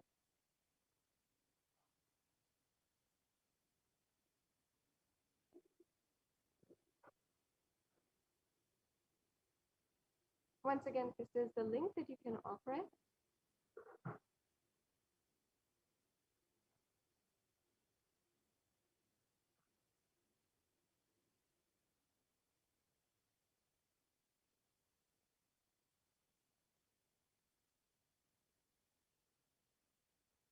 Yes. So now this brings us to a conclusion of this segment in today's program. And next, we'll be joined by the administrators of the Adi Kailas Sarvagna Peetham, and you will be able to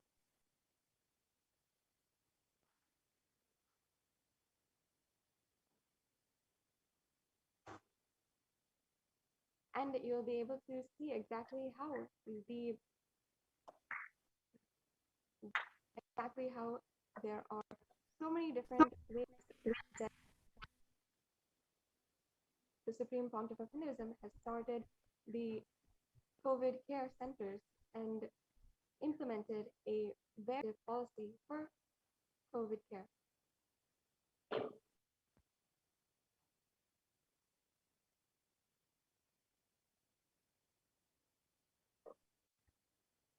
Thank you, Ma Sadashivapriya. Nithyanandam, everyone.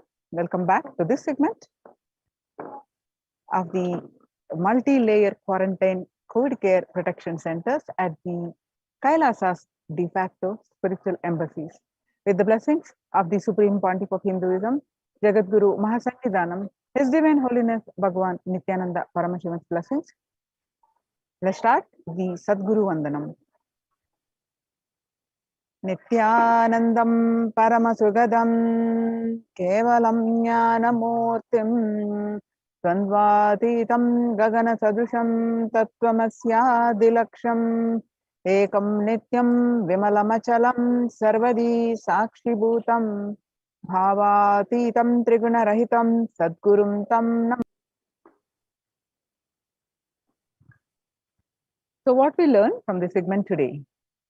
Concerning statistics on mental health and global peace across the world due to COVID-19 pandemic, what are the Supreme Pontiff of Hinduism, Jagadguru Mahasannidhanam, His Divine Holiness Bhagwan Nithyananda Paramashivam contributions for global peace, Supreme Pontiff of Hinduism, spiritual solutions for COVID-19, Kailasa's COVID care protection centers, and why temple-based ecosystems.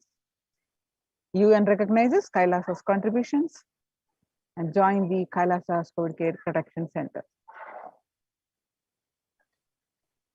The crisis that we are under today, people around the world are trying to grapple with the grim reality that the pandemic is far from over. And the aftermath of the current calamity promises to be much more devastating. The greatest economics of the world are facing disastrous futures. Countries are facing off each other with deep mistrust. Now let us see some of the statistics and current news. The record high cases in Australia amid third wave of COVID-19. Australia reported a new record number of coronavirus cases when the country continues to battle the third wave of COVID-19 infections. There were more than 2,400 new locally acquired infections reported nationwide recently, that the figure surpassing the 2,000 in a single day just for the second time. World Health Organization makes a big statement about the Delta variant of COVID-19.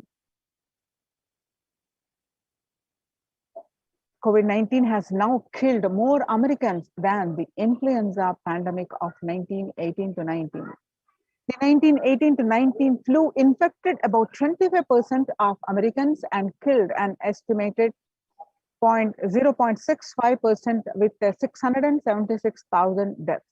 COVID-19 has infected more than 12% of Americans and killed about 0.2% with 676,000 deaths.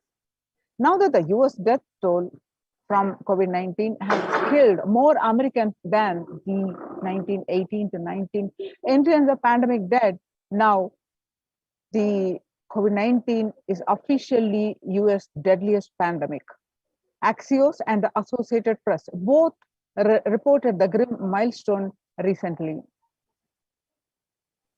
People infected with alpha variant exhales 100 times more virus into the air than the original COVID strain.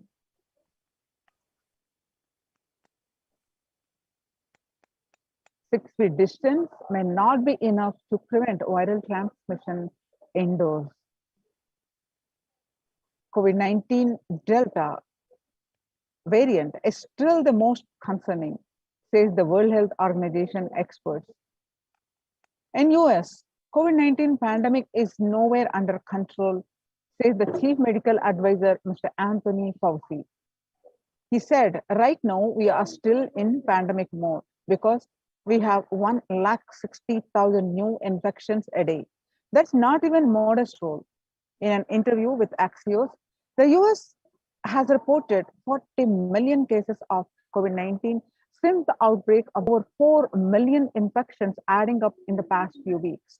The increase in COVID cases comes as the US administration earlier this month announced that it is planning to provide the booster shot of the vaccine as the Delta variant has become dominant in the nation and is wreaking havoc. This surge in the Delta variant is driven by the low vaccination coverage in many communities across US, according to the US Center for Disease Control and Prevention. In a country of our size, you can't be hanging around and having 100,000 infections a day. You've got to get well below 10,000 before you start feeling comfortable, Mr. Fauci said. COVID-19 made the world less peaceful. According to the World Economic Forum, with the increased violent incidences after the pandemic and the increased fatalities, the records show that you can see in the statistics that the violent incidences, there's a spike. So it's making the world less peaceful. The younger adults are more likely to report symptoms of anxiety and depressive disorders during the COVID-19 pandemic. Share of adults reporting symptoms of anxiety disorder and depressive disorder, what it was in a 6 months period of 2019% before the pandemic. Now, after the pandemic, in just 1 month of the beginning of this year, of January 2021, it rose up to 41.1%. And some more statistics confirming the same, that the younger adults are reporting symptoms of anxiety and depressive disorders during the COVID-19 pandemic than the older adults. Stress in America, a national mental health crisis. Nearly 8 in 10, about 78% say the coronavirus pandemic is a significant source of stress in their lives. Nearly 7 in 10, that is 67%, say they have experienced increased stress over the course of the pandemic. Of the health workers who treated patients during the China's COVID-19 outbreak, 50% showed signs of depression and 45% showed signs of anxiety, according to preliminary research. Self-reported mental health among pregnant women and new mothers. Before the COVID-19 pandemic, the depression was 15%. Now, during the pandemic, the depression increased to 40.7%. And now the anxiety was 29%. Now it shoot up to, during the pandemic, it shoot up to 72%. Living under stay-at-home orders, 8 in 10 students are struggling with focus on school or work and avoiding distractions. 55% of all students do not know where to go for help for their mental health. Understanding the pandemic impact on working women, nearly 82% of women surveyed said their lives have been negatively disrupted by the pandemic. And nearly 70% of the women who have experienced these disruptions are concerned their career growth may be interrupted as a result. The World Bank Global Economic Outlook during the COVID-19 pandemic, a changed world. The pandemic is expected to plunge most Americans into recession in 2020, with per capita income contracting in the largest fraction of countries globally since 1870. International Labour Organization. COVID-19 is a threat to peace building in conflict-affected nations. The COVID-19 crisis has worsened already fragile situations. The International Labour Organization is more aware than ever of its responsibility to promote peace and resilience in the time of this global pandemic. The Mumbai mayor says the third wave is already here. The breakthrough infections found in 25% of the health staff.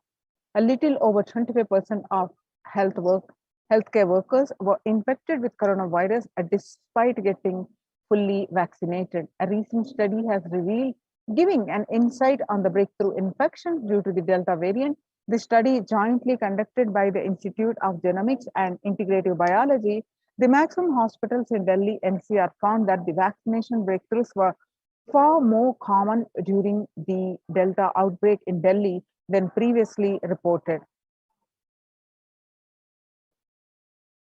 New coronavirus strain known as Mo, which was first identified in Colombia in January, has been designated a variant of interest by the World Health Organization.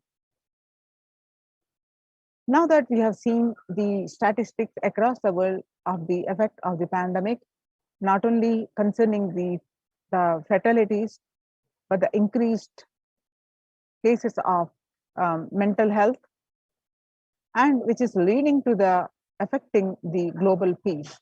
So how to cope up with this COVID-19 pandemic? It is important to address the COVID pandemic, which is seeing another wave, destroying many more lives.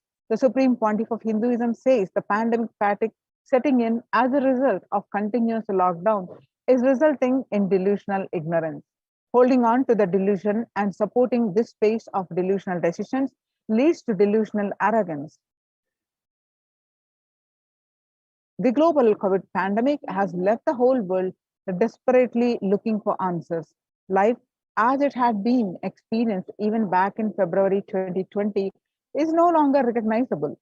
The change is the order of the day, with people having to redefine their world with the new paradigms of economy, society, faith, religion, and health.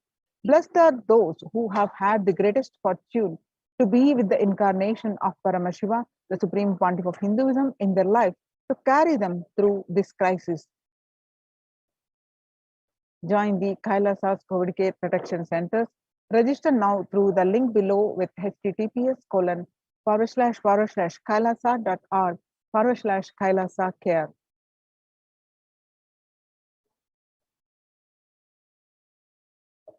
Sustainable developmental goals. Making peace with the nature is possible if we start now. Making peace with the nature is possible. Even amid pandemic, 2021 can go down as the year we made peace with nature and set the planet to healing. Our environmental, social, and economic challenges are interlinked. They must be tackled together. For example, we cannot achieve sustainable developmental goals, including ending poverty by 2030, if climate change and ecosystem collapse are undermining food and water supplies in the world's poorest countries. We have no choice but to transform our economies and societies by valuing nature and putting its health at the heart of all our decisions. Now, just let's watch a small clip on the making peace with nature.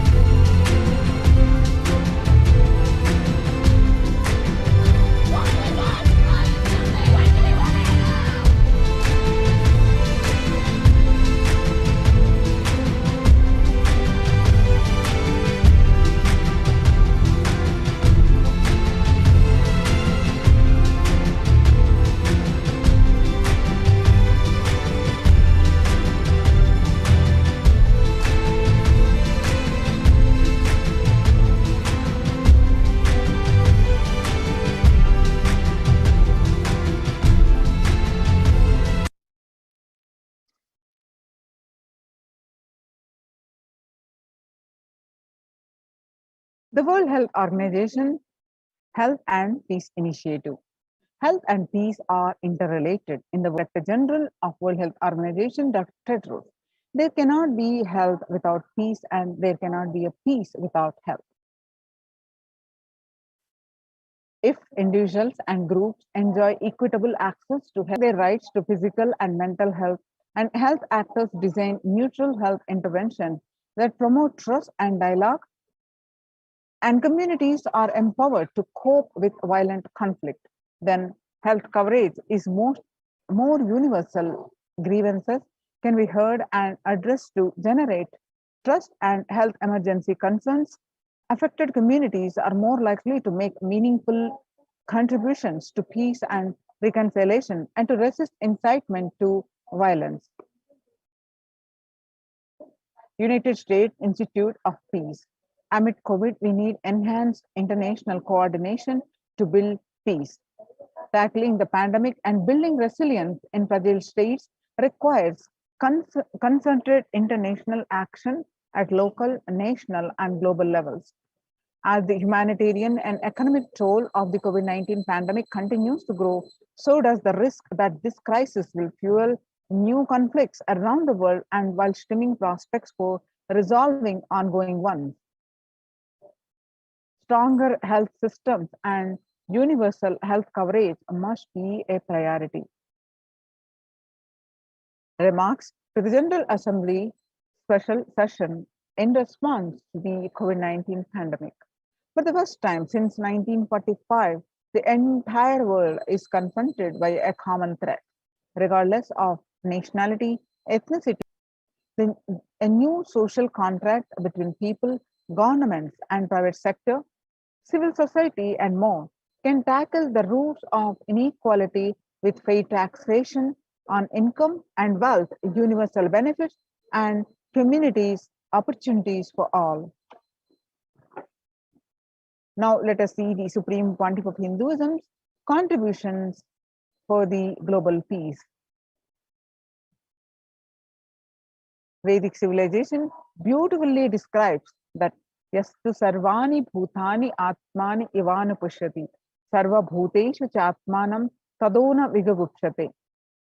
Global peace is the byproduct of individual bliss. Is a verse from Isha Upanishad, verse 6.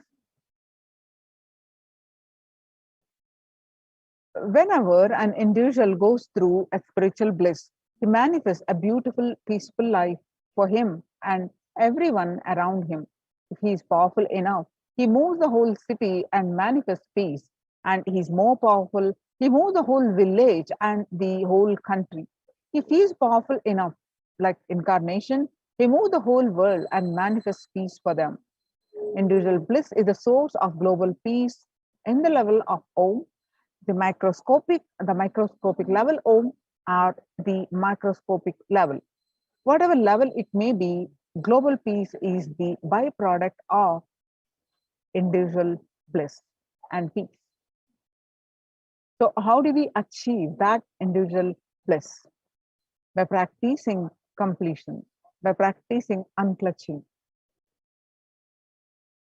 So let's understand the Supreme Pontiff of Hinduism explaining about how to do the completion, unclutching, and achieve the individual bliss, which leads to the global peace.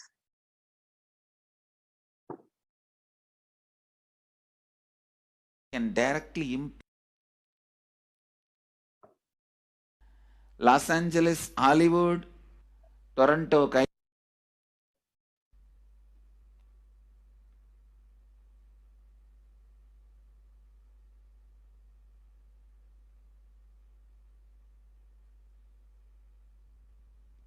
Today I wanted to expand on the science of completion.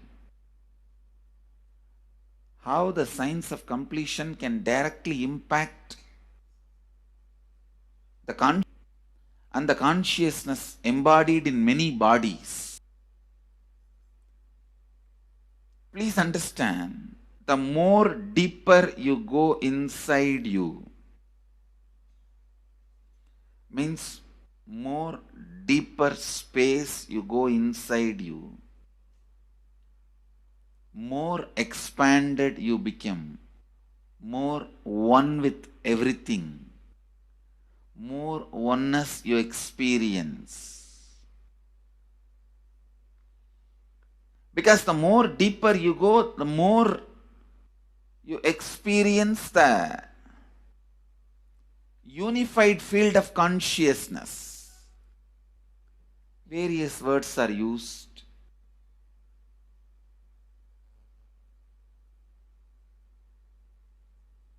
Some of the Hindu traditions uses the word Atma, Brahman.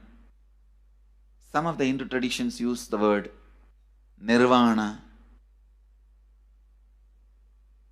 Whatever word you may use, Atman, Brahman, Nirvana, unified field of consciousness, whatever. But one thing I want to tell you, the deeper and deeper you go in your inner space, you experience the vast oneness. The more superficial you are, the more incompletions you carry with others, even with yourself. The more superficial you become, even your own right hand and left hand fights with each other. Different parts of you fights with you. Different thoughts of you fights with you. Even you fight with you, the more superficial you go, the more deeper you start traveling. First, you get integrated. The you fighting with you stops. Then, the people around you get integrated. They fighting with you stops. Completion with yourself, then completion with others, then comes completion with other things, not just living beings, even with inanimate beings. The completion starts happening. Even with the nature, completion starts happening. Please understand, the more deeper you travel, the more deeper you go, the more deeper you settle down, the more deeper you start living. Your cognition expands. Your cognition includes. Your cognition becomes more and more inclusive. More joy, more bliss, more knowledge, more enlightenment. Please understand.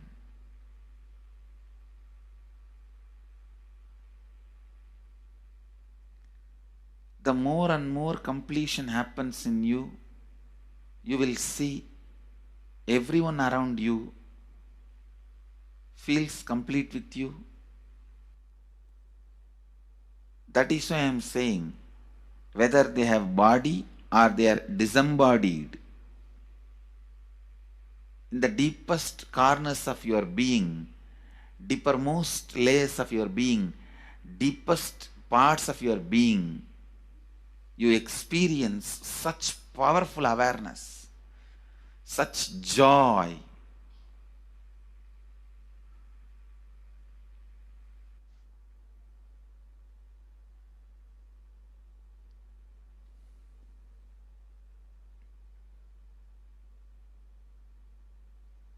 Going into the deepermost corners of your being not only is a joy, it's a power.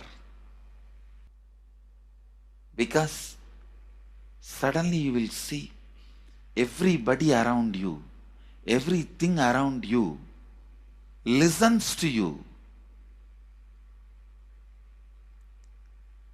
It really becomes a vibrant power where the tendency to exploit is not there. Listen, that's a very important thing. Power without the tendency to exploit. Because as long as you feel the other person is separate from you, when you get the power, it will always be used for exploiting. Because the other person is separate from you, then naturally what you will feel? Let me suck all the possible energy, intelligence, time, talent, treasure. But when you feel the other person is your own extension, you will see, you will be showering so much, enriching so much. The power you have will not be exploiting, it will be enriching. I tell you, even if death comes at this moment, I can tell you very clearly, I can face the death directly and tell the death, I have enriched every human being more than what I received from anybody. I have given to every human being whom I met in my life more than what I received from them. My accounts is clear. I am ready. Come on, let's go. My accounts is clear. I don't have debt. No credit card money to be paid, loans to be paid, no debit card, no credit card. My accounts is clear. Understand, when you feel everyone is your extension, the power given to you, the power you gain, see, any living is power. Powerful way. Even in that, you will become powerful. So any lifestyle you choose, you will get power in that field. Whether it is exploiting or enriching, murdering or raping or go on serving. Whatever lifestyle you choose, living is power. When you go into the deepermost core of your being and start living based on completion, I tell you,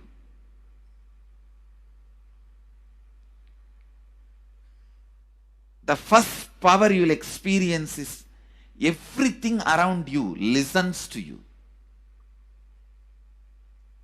That power will simply make you enrich everyone. The best power you can have through living is power of enriching. Whatever you do, as I said, whether you live the life of enriching or exploiting, you will become powerful. I tell you, the power of exploiting brings more and more conflict within and without. And those conflicts naturally bring suffering. And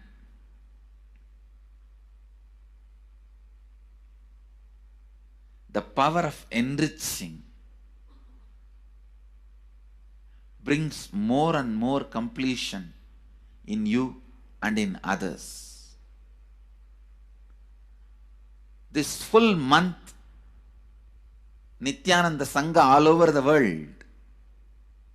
The other day I was seeing, we have officially presence in more than 50 countries. As devotees, group of devotees, we have presence in 100 countries. All over the world, we are going to celebrate this whole month for Global Peace Month, impacting global peace. All of us this whole month will and do samskara dahana kriya, means burning the patterns which separates us from others, burning the patterns which are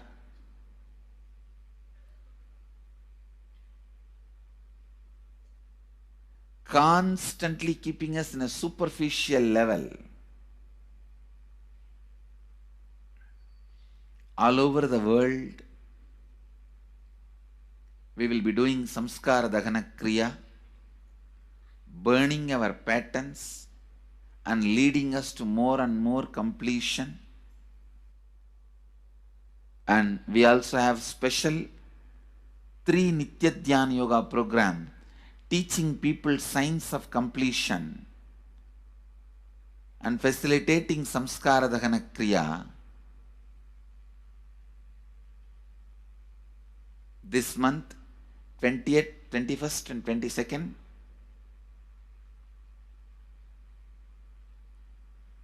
this whole month, all over the world, all our temples, ashrams, centers, yoga centers, schools, colleges, universities should do Samskara Dahana Kriya, should do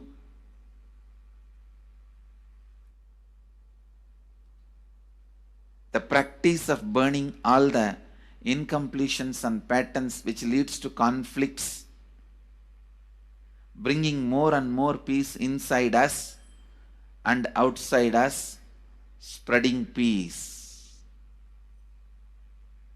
This whole month, let's impact global peace. Let us really contribute to the global peace, not just talking about it. Let's do it. Let's do it. Not just talking about it. Let's do it.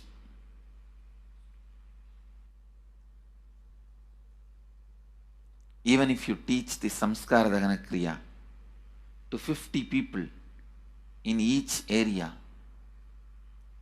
each place where we have centers, ashrams, temples, two-way centers, yoga centers, even 50 people, each Tanidar teaches, enriches them with this science.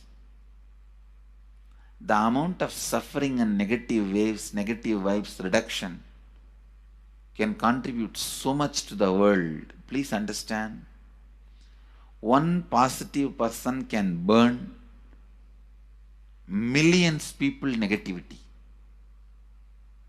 Experientially, with evidence we proved, one positive person has already burnt at least 20 million people's negativity in last 10 years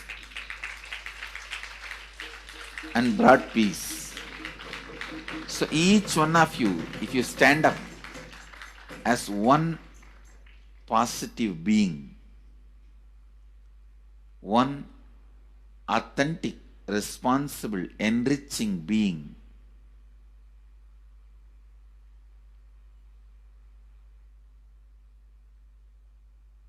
I tell you,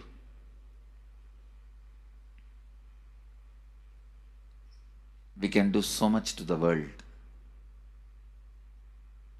It will be a better place than the time we entered. When we leave, it should be a better place. That's all.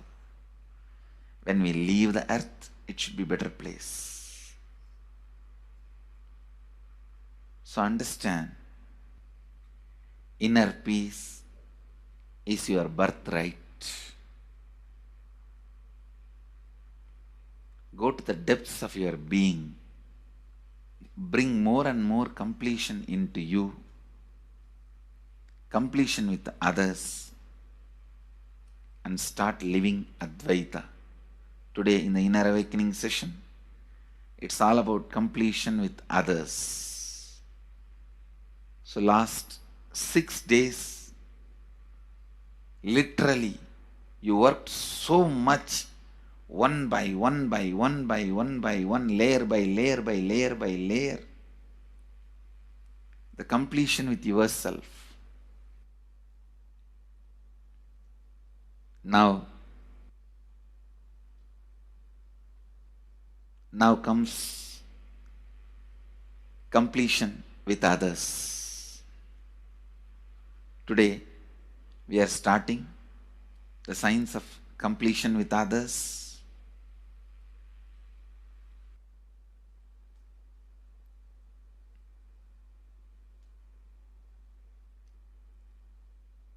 It's one of the most powerful science. Does so much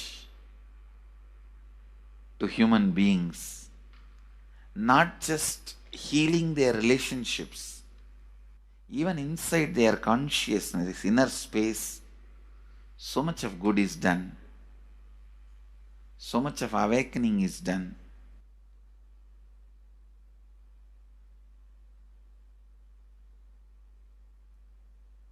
See, when you are with others, the kind of strength you feel is the power of Advaita, strength of Advaita. Today the inner awakening sessions are all about completion with others.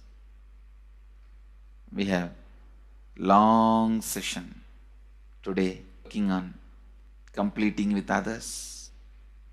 So with this, because today we have a long session with inner awakening, we are also lagging behind the syllabus. Actually, it is a good news, it's not a bad news, because participants are so sincere. They are going through the whole process so intensely, sincerely. Because of that, we are little delayed, but today I am going to catch up. Today I am going to spend more time and catch up with them, with the syllabus. So,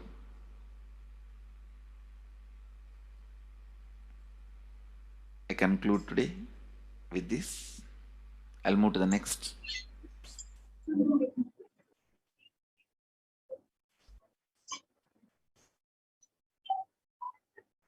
Now, let us listen from the Supreme Pontiff of Hinduism that the self-transformation is the secret to achieve global peace.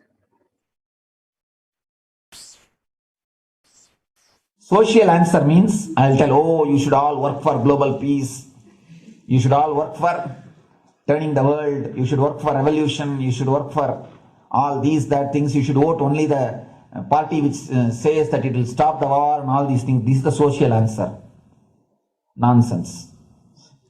If you want the honest answer, I tell you, simply transform yourself. You can't do anything. If at all you can do, you would have done it. Be honest. If you can do, you would have done it. You are raising this question because you are not able to do. Am I right? So let us be very clear. Let us be honest. We are not able to do. Socially. That's the truth. That's the reason you are sitting here and raising the question. I tell you, understand few important things. There are a lot more attached to this question. There are many things which is attached to this question. We always feel the present is very spoiled. It is not going according to the rules or how it is supposed to be. It was wonderful once upon a time. In ancient time, things were going properly. Everything was well and great. And I tell you, 10,000 years ago, they found some writings on stone in Harappa Mohenjo-daro culture. Some stone writings have been discovered. The other day I read a beautiful book about that stone writings. That writings, it says, oh, nowadays the society is not as it should be. So much of war, there is no peace. In the early times, there was so much of peace. Society was really great. Things were as it should be. And it almost looks like a today newspaper editorial. 10,000 years ago, the same thing carved on a stone. Then understand, there was no such time as only good prevailed. It is just a fantasy. Hinduism, they call it Satya Yuga, the age of truth. There was a time only truth prevailed. And every religion, Christianity, they say the Garden of Adam and Eve. There was a time everything was wonderful. Every religion has got the fantasy. The past was great. There was golden past. Always the idea of golden past exists only in the past. The more you go back, again you say the past was great. And I tell you one thing, it is a wonderful way of postponing the accepting the reality. Otherwise, I can be sure the world was same as it is today. Whether it is 5,000 years ago or 10,000 years ago. Maybe one thing, there was no CNN channel that time. So the news did not reach you so quickly. That's all. The news did not reach you so quickly. That may be the only difference. But otherwise, I can be sure the good and the bad was equal. Good and the bad was equal. The same amount of wars were there. All the other things were there. You see, read the Puranas, the mythological stories of India, you see enough of things, enough of dirty things. I think sometimes I find a little more. And if you read completely the Puranas or the Hindu scriptures, there are a lot of things much worse than modern day. The criminal activities or bad things or negative things, whatever you say, all this stuff. And never think only present day is corrupted or violent. In the ancient days also, all these things were there. Only one thing was not there, the CNN news or the internet. So the news did not reach you. But otherwise I can tell you, enough the good and bad was there. It always will exist. It will exist. All you can do is, if you awaken yourself, if you reach the enlightenment state, you can go beyond it. And I tell you, enlightenment is the only service you can do to the society. Just become enlightened so that you will reduce the negativity. Now, as of now, you are also the part of negative group. Naturally, we will be a negative group. As long as we are unenlightened, we will be the part of collective negative consciousness. So if you become enlightened, at least you will reduce your weight. That's the only thing we can do. Nothing else can be done. So all I request you to do is just become enlightened. Realize that you are a lion. That's the only way to help yourself and the society. Otherwise, all revolutions, you see, all revolution again. In last 2000 years, 3000 wars have happened in the humanity. In 2000 years, 3000 wars. Human beings have not done anything except doing wars, except fighting. Everybody claims he wants to do revolution. He wants to spread peace. You see, every country claims their army is a defensive army. Then who is offending? Tell me. Every country says defensive army. Then who is offending? These are all just, games. The idea of peace is a pure game. Everybody wants to spread the peace according to them, not according to the other person. They want peace according to them. The other day I was in one interreligious gathering. One guy is preaching, let all of you convert to my religion so that we will not have fight.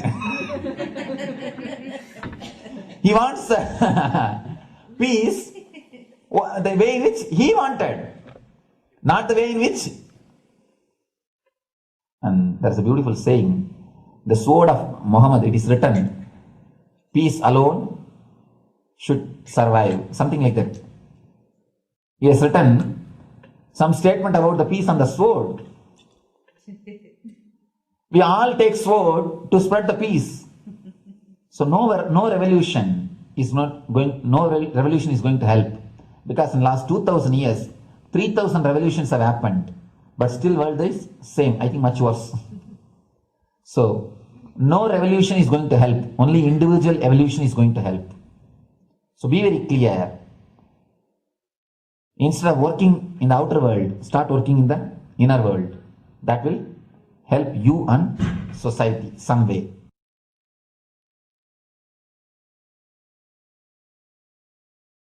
So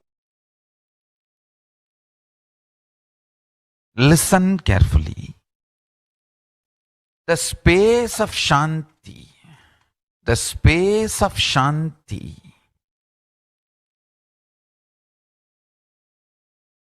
is where Kailasa grows. Listen carefully. It is in the deep powerfulness of peace, or peace-centered powerfulness is the ground, breeding ground for Paramashivatva to manifest. Please understand.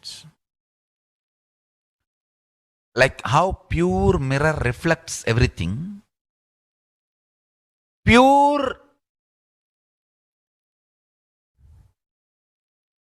Shanti-based Shakti, peace-based powerfulness reflects Paramashiva. Paramashiva manifests in peace-based powerfulness. Please understand. Neither violence nor powerlessness. Powerlessness is weakness. Violence is abusive. Peace-centered powerfulness. Powerfulness-centered peace. All the Upanishads starts with peace, completes with peace. Shanti mantra. Starts with Shanti mantra, gets completed with Shanti mantra.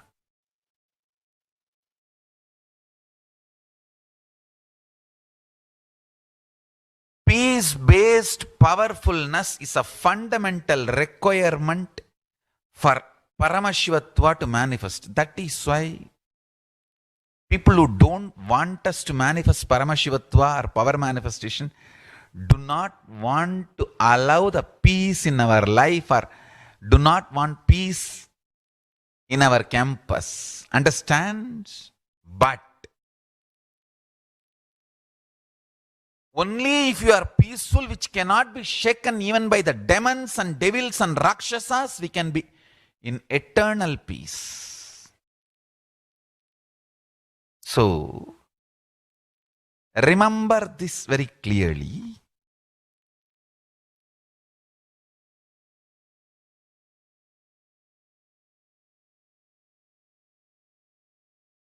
Peace alters the very DNA structure, genetic structure, the core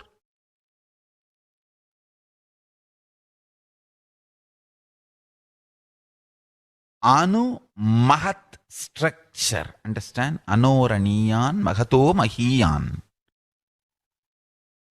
The consciousness in you is atom inside the atom, Mahat, more than Mahat. That Anoraniyan Mahato Mahiyan. That consciousness starts growing in you with more and more peace-based powerfulness developing in you.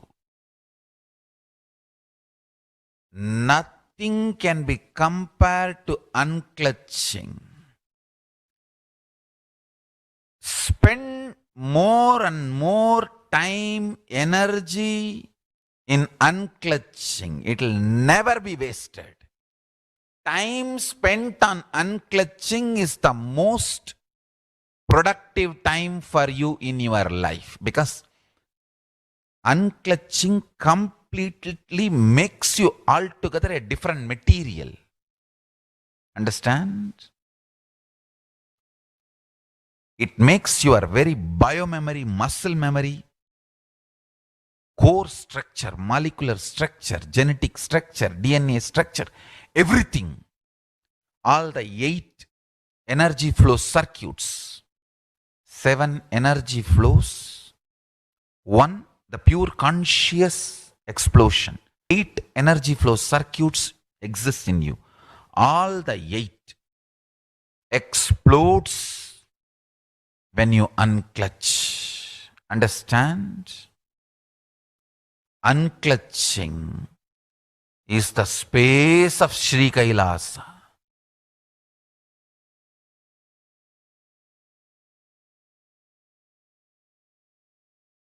Listen carefully. Listen carefully. Every chanting, every prayer in Hinduism ends with Shanti, Shanti, Shanti 3 times. Means peace, peace, peace. Hinduism is the real religion. Loving peace, living peace. Individual level, social level, global level. Understand? Hinduism lost all its 56 nations, 200 states, 10,000 kingdoms, samsthanas, is not a loss to Hinduism, it is a loss to planet Earth, human beings. Wherever Hinduism is practiced, kept alive, the ideal of global peace is kept alive. Just do this one simple statistics. You yourself study. Google and study. Take the top 10 religions and list how many people they converted in last 200 years, how many people they killed. List for each religion. I can be 200% sure you yourself will realize Hinduism is the most peace-loving and peace-living religion, neither conversion nor terrorism. Neither conversion nor terrorism. Supreme Pontiff of the most peace-loving, peace-living religion. I give you all my blessings on this International Peace Day.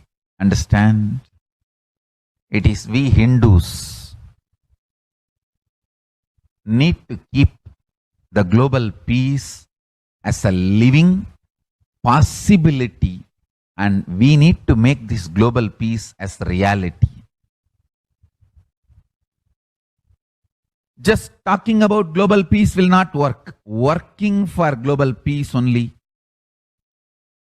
is the responsibility of the real living Hindu. Anyone who wants to claim themselves as a Hindu or practicing Hindu should work for global peace. Global peace is our responsibility.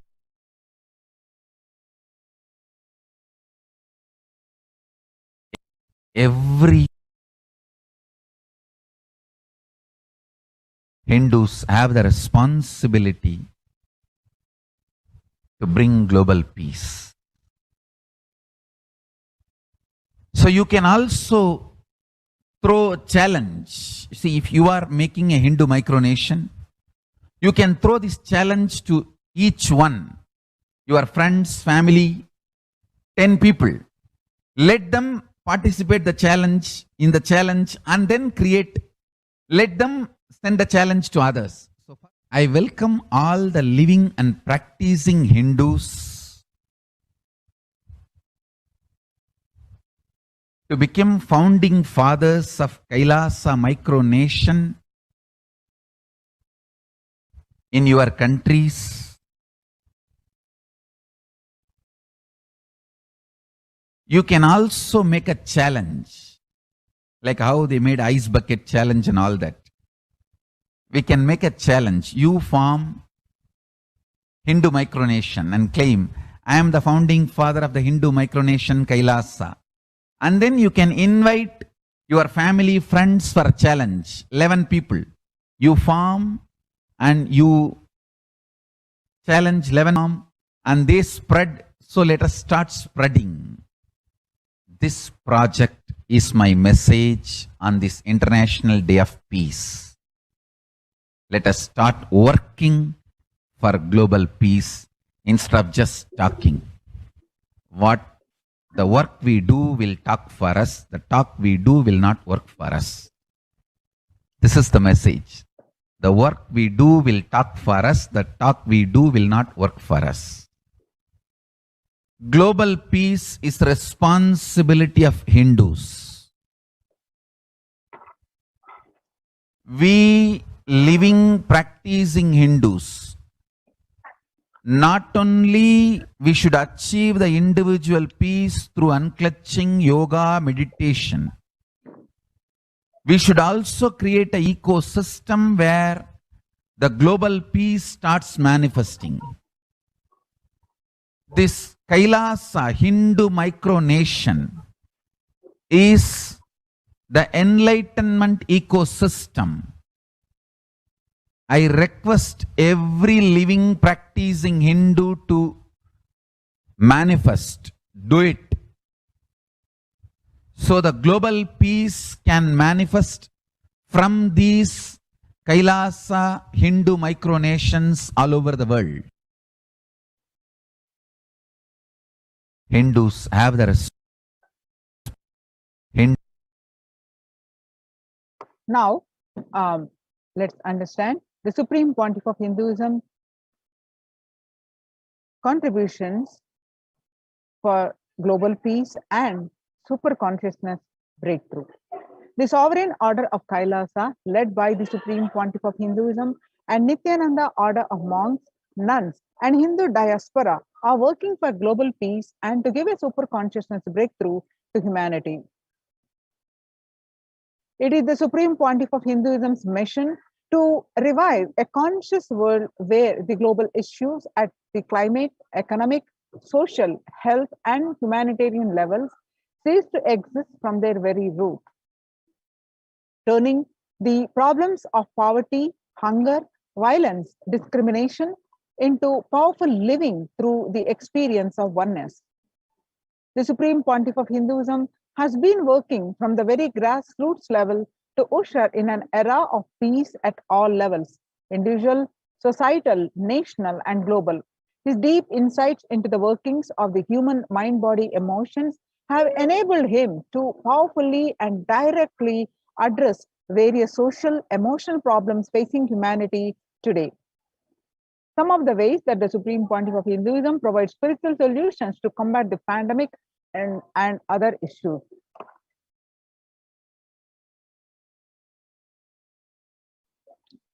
Through the Paramashivoham program, the bringing super consciousness breakthrough to the whole humanity.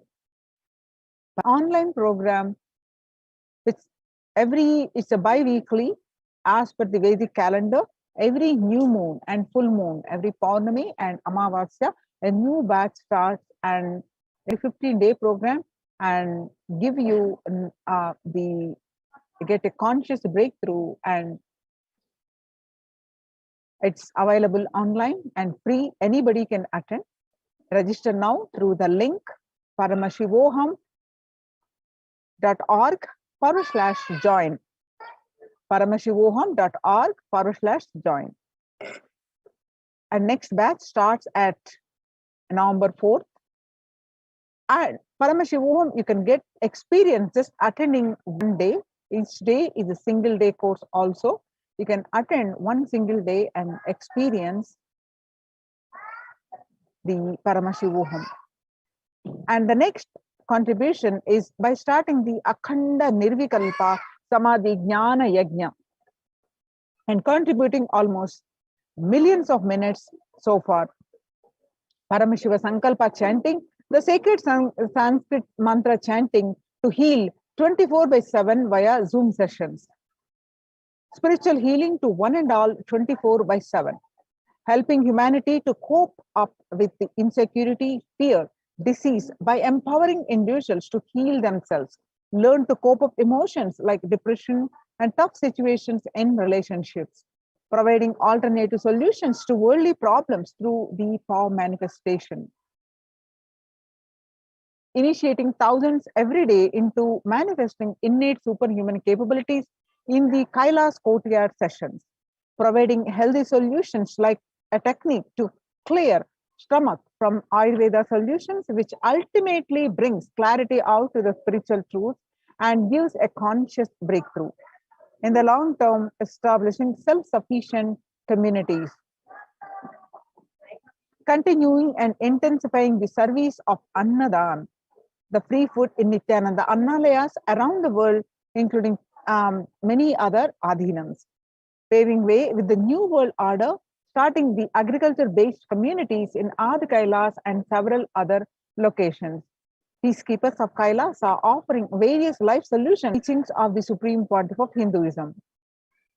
Hinduism prescribes various methods for global healing. One such is Maheshwara Puja, nullifying the collective negativity simply through the presence of the avatar and his order of monks, offering Maheshwara Puja to the natural calamities victims.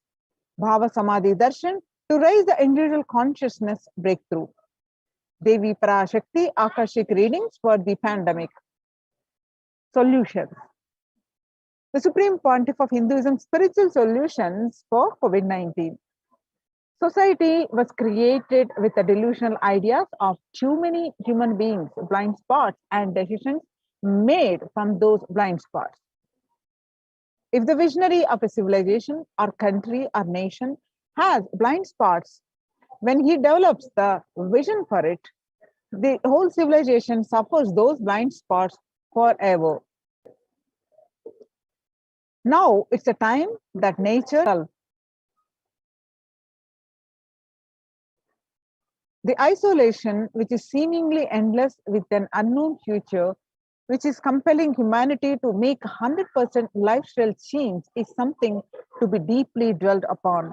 All problems need to be addressed only with the spiritual solutions and powerful cognitions. To stop people having mental breakdown, pandemic fatigue, collapse, depression, destruction, and also give them the super consciousness breakthrough and revive the enlightened civilization, the Supreme Pontiff of Hinduism continuously gives spiritual solutions and powerful cognitions. Some of the spiritual solutions and powerful cognitions are unclutching, practicing completion, practicing oneness, practicing Ajapa Japa of Mahavakya, Om Nithyananda Paramashivoham, consciously building deep feeling connection, yoga, puja, vegetarian diet, and Nirahara Samyama.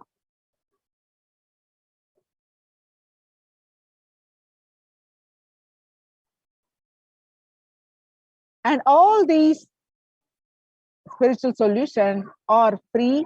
All the programs healing are free and open for all. And now let us take a few minutes to share with as many people as possible.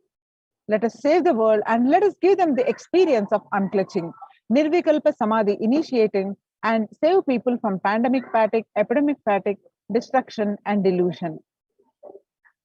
To help people to have a super consciousness breakthrough and sail through this pralaya. People from 50 countries continuously radiate the space of Paramashiva by practicing this unclutching meditation 24/7 a day, 7 days a week, started from 13th May Indian Standard Time. At any given point of time, there are 4 to 8 zones actively unclutching around the world. Join this movement at http://kailasa.tv/minutes 4 peace, minutes for peace. The life solutions based on the ancient Hindu tradition, the meditation and yoga techniques from the scriptures, the cognitions rooted in the highest truth, the lifestyle based on living and radiating the higher values of life, and powerful way of living and realizing one's ultimate potential form the foundation of the Supreme Pontiff of Hinduism's teachings, which by their inherent nature provide the foundation for peace on planet Earth. The life solutions based on the ancient Hindu tradition, the meditation and yoga techniques from the scriptures, the cognitions rooted in the highest truth, the lifestyle based on living and radiating the higher values of life, and powerful way of living and realizing one's ultimate potential form the foundation of the Supreme Pontiff of Hinduism's teachings, which by their inherent nature provide the foundation of the peace on planet Earth. The Supreme Pontiff of Hinduism has launched the Minute for Peace initiative, which aimed at the crime globally by conducting the mass meditations around the world in parallel. In 2014, just after 2 years of launching the program, it crossed over 1 billion minutes of meditation. The scientific studies have shown a reduced crime rate after participation in the meditation and completion techniques. In 1976, it was found that when 1% of community practiced meditation and pujas, the crime rate was reduced by 16% on an average. The current tally on the Minutes for Peace website is more than 4.3 billion cumulative minutes of meditation logged, including all the events, programs, festivals, where people have gathered in large numbers and participated in meditations and rituals. The total count comes out to be a staggering 409 billion minutes for peace so far. About 5,000 devotees gathered and participated in a 48-day meditation program called Shuddhatvaitam. The Supreme Pontiff of Hinduism has hosted Kumbh Mela United States in Los Angeles since 2007. Nithyananda Sangha is entrusted as the only organization to host Kumbh Mela outside India by the Akhila Bharatiya Akhada Parishad. In September 2006, the Supreme Pontiff of Hinduism has organized the first confluence for the world peace to honor the memory of those who lost their lives saving others on September 11, 2001 at Irvine, California. The second confluence for peace was held in Los Angeles in 2007 in collaboration with Vedanta Society, BAPS, ISKCON, Siddha Yoga, and other organizations. The Kumbh Mela festival spread fast to other countries, including Australia, Canada, etc. In 2009, the Supreme Pontiff of Hinduism organized a month-long peace walk covering 1,000 kilometers and 1,000 villages to bring together in harmony from all walks of life to promote feeling connection and oneness among people. During the walk, health camps were conducted in villages along its path. The Supreme Pontiff of Hinduism has conducted the large-scale collective meditations on September 20th, International Peace Day, to raise the consciousness. One of the greatest contributions that the Supreme Pontiff of Hinduism is doing is initiating thousands into sannyas. Sannyas is our social responsibility. Let us save Hinduism and humanity. The Supreme Pontiff of Hinduism has revitalized the monastic tradition of sannyas by initiating hundreds of people into the Nithyananda monastic order. The all-renouncing monks contribute the best things for human civilization, living their life with the cognition that life is for others. These monks and nuns act as the harbingers of peace and empowerment for human society distraught with violence, depression, and other forms of life negativity. Supreme Pontiff of Hinduism has revived the ancient practice of embarking on pilgrimages, that is spiritual journeys, taking spiritual aspirants to high energy sacred spots such as the Himalayas, Kailas, Varanasi, and Angkor Wat, and various powerful temples of India. Even though prevalent in India, this practice is rapidly losing its original context, turning into a recreational family vacation. Reviving the original spiritual context, the Supreme Pontiff of Hinduism has made it possible for modern day human beings to benefit from the spiritual energy that is present at these centers and accelerate their journey of spiritual evolution, hence ensuring individual and collective peace as a natural consequence. Food systems hold key to ending the world hunger. Effects of the COVID-19 pandemic, the UN has noted a dramatic increase in the world hunger. According to the state of food security and nutrition in the world, 1/10 of global population, as many as 811 million people, were undernourished in 2020, an increase of 118 million from 2019. According to the Eat, Lancet Commission, moving toward diets with diversity of plant-based foods, low amounts of animal source food, unsaturated rather than saturated fats, or limited amounts of refined sugars, refined grains, highly processed food, and added sugars could prevent between 19 and 24% of all adult deaths each year.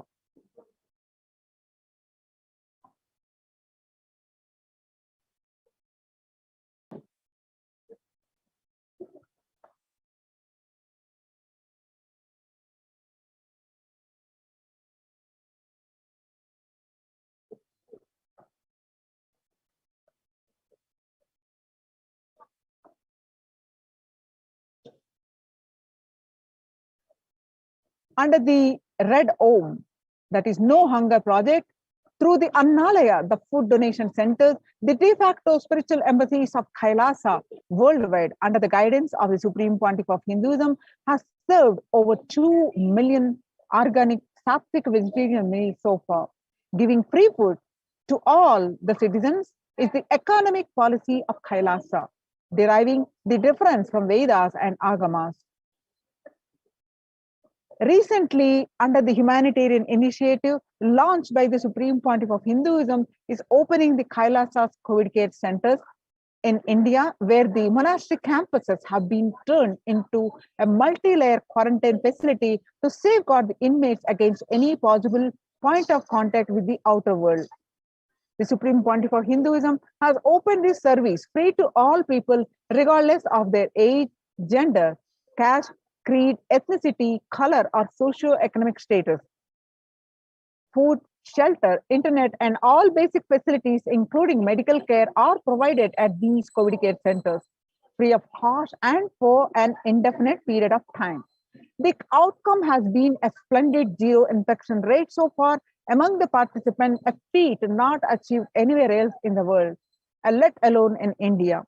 This response model of handling the COVID-19 pandemic at a community level, along with the guidelines and recommendations for government, has been recognized and accepted by the United Nations as well.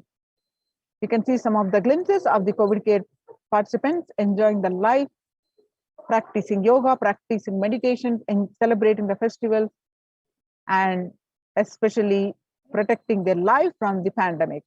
So join the COVID care protection centers. Register now through the link below, https://kailasa.org/kailasa care.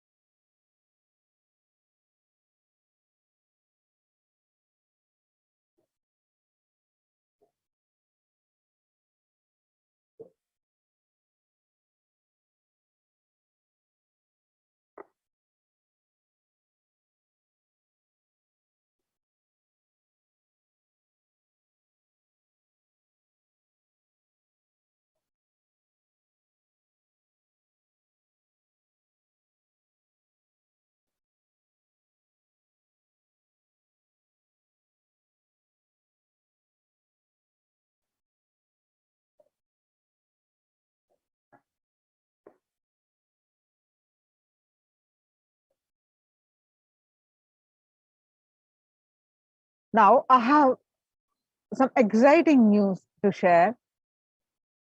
Kailasa's report on gender, justice, and freedom of opinion and expression is published in the United Nations, ohchr.org.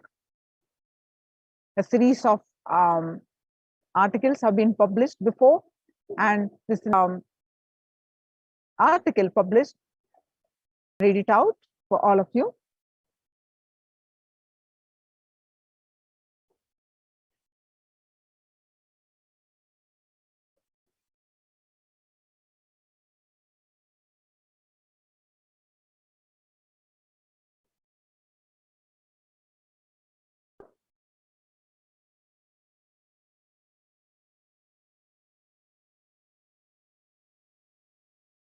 Report on gender justice and freedom of opinion and expression, published on 30th of July 2021.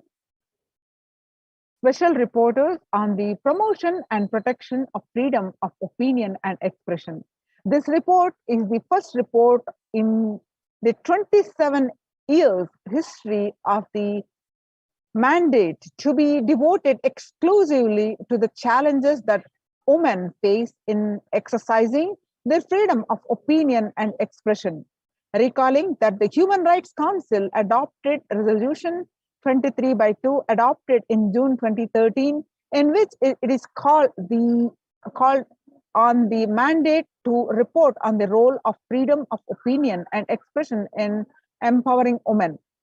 The special reporter on freedom of opinion and expression analysis the challenges that women face offline and online adopting to gender lens. She finds that despite the impressive gains made by women of gender equality and the right to freedom of opinion and expression, and underlines the vital importance of their inclusive realization for the achievement of peace, democracy, and sustainable development. The special reporter makes specific recommendations to stress the international community and companies to create enabling environment and safe digital space for women's equal enjoyment of freedom of opinion and expression.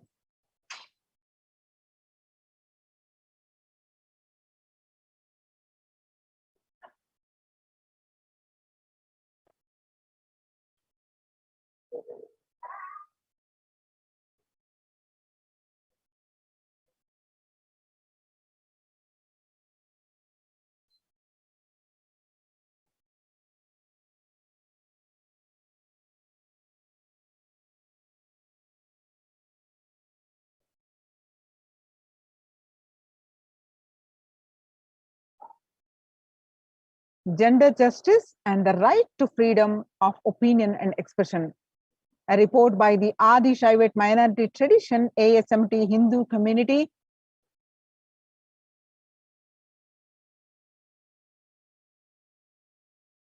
and you can see the full article is got published. Then you can read this full article by downloading from the Facebook profile page of the Supreme Pontiff of Hinduism.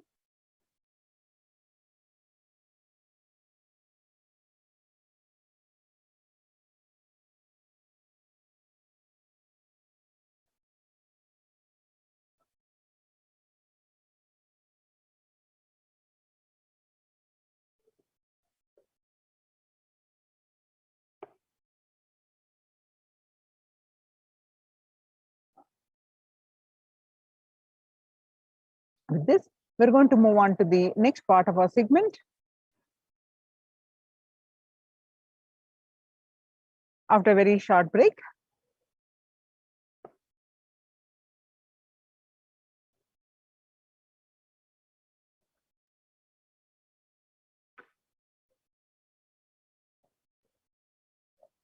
Thank you, Nithyanandam.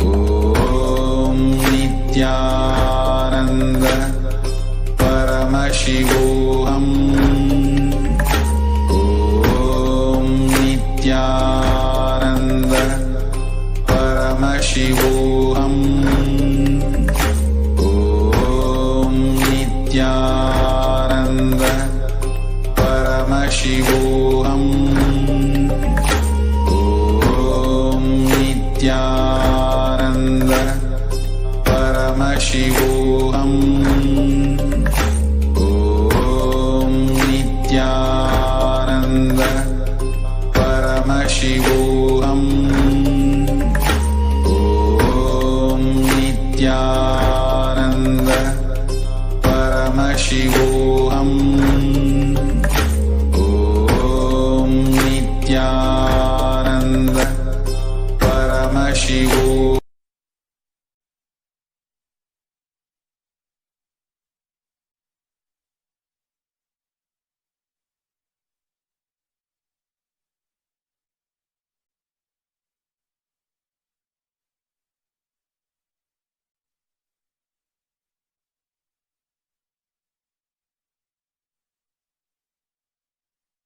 Connecting with the divine with your eyes closed is meditation.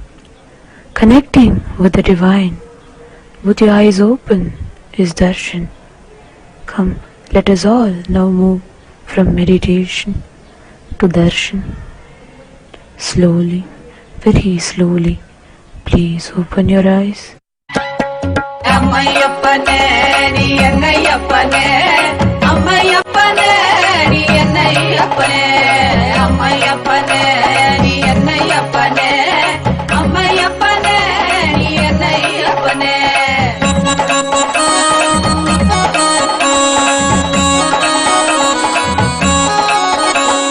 மக்களுக்காக மறுபடியும் நீ அவதரித்தானே, மக்களுக்காக மறுபடியும் நீ அவதரித்தானே. அம்மையப்பனே நீ என்னையப்பனே, அம்மையப்பனே நீ என்னையப்பனே, அம்மையப்பனே நீ என்னையப்பனே, அம்மையப்பனே நீ என்னையப்பனே.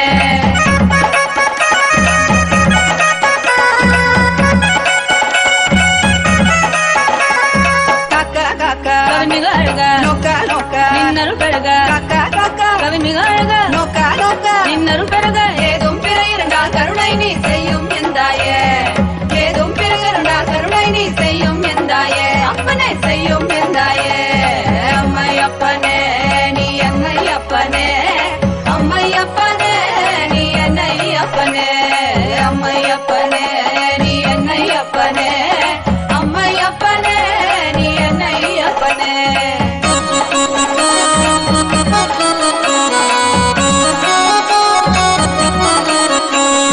மக்களுக்காக மறுபடியும் நீ அவதரித்தானே, மக்களுக்காக மறுபடியும் நீ அவதரித்தானே. என்னை அம்மையப்பனே, அம்மையப்பனே நீ என்னையப்பனே, அம்மையப்பனே நீ என்னையப்பனே, அம்மையப்பனே நீ என்னையப்பனே, அம்மையப்பனே நீ என்னையப்பனே, அம்மையப்பனே நீ என்னையப்பனே, அம்மையப்பனே நீ என்னையப்பனே, நீ என்னை அம்மையப்பனே நீ என்னையப்பனே.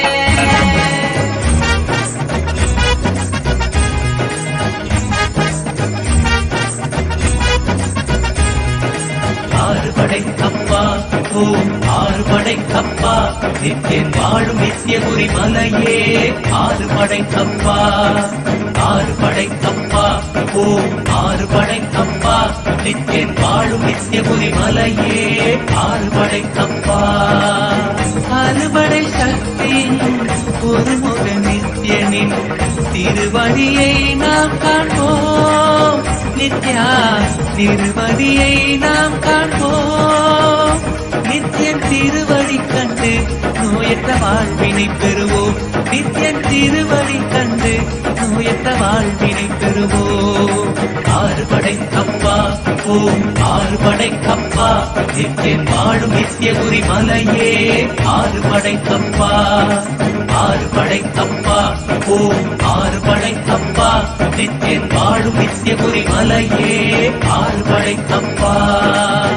கேட்டால் தருவாய் வந்தால் அருள்வாய், நித்தியபுரி நித்யா நித்யா நித்யபுரி நித்யா நித்யன் பாதம் கண்டு சகல செல்வமும் பெறுவோம். நித்யன் பாதம் கண்டு சகல செல்வமும் பெறுவோம். ஆறுபடை கப்பா ஓம் ஆறுபடை கப்பா மலையே ஆறுபடை கப்பா. ஆறுபடை கப்பா ஓம் ஆறுபடை கப்பா வாழும் நித்யபுரி மலையே ஆறுபடை கப்பா.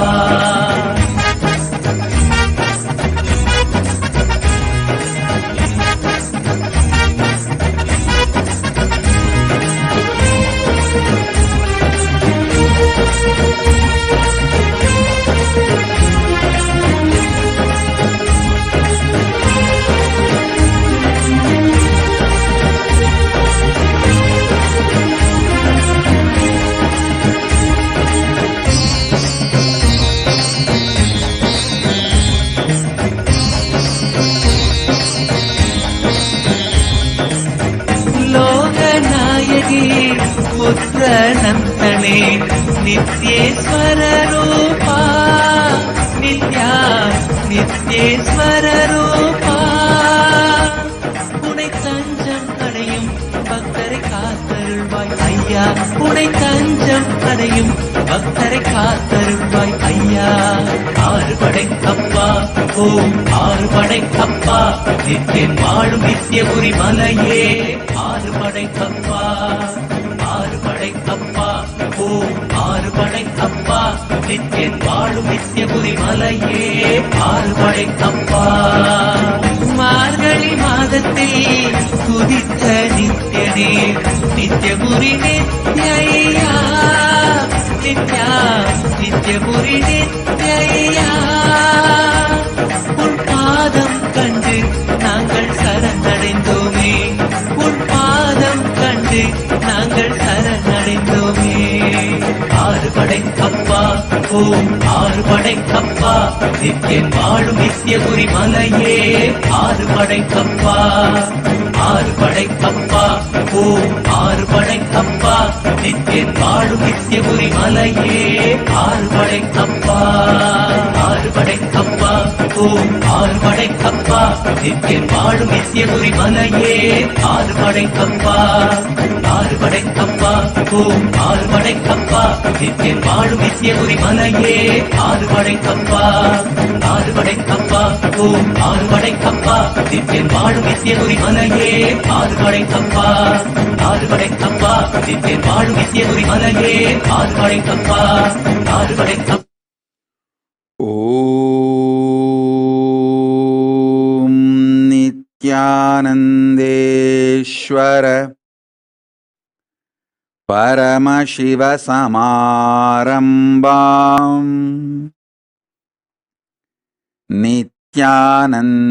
நித்யானந்தேஸ்வரி பரமசக்தி மத்யமாம் அஸ்மதாச்சார்ய பர்யந்தாம் வந்தே குரு பரம்பராம்.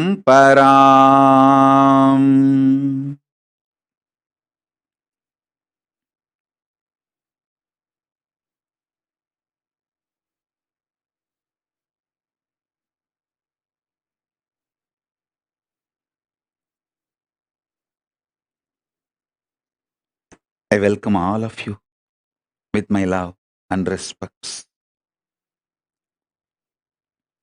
I welcome all the living and practicing Hindus from all over the world.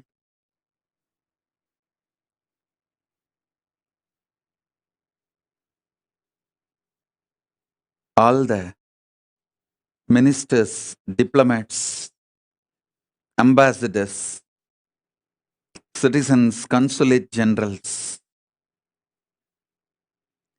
Mantreshwaras, Vidyeshwaras, Ganeshwaras, Lokeshwaras, Astreshwaras.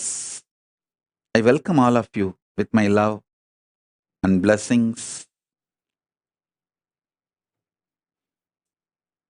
Paramashiva's message directly from Kailasa.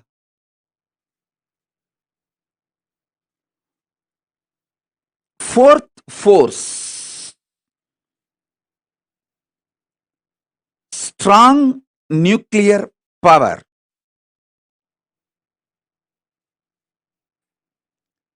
is the extension and inclusive of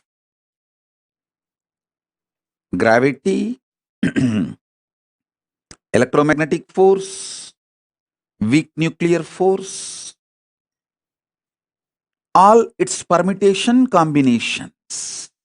Listen. The fourth force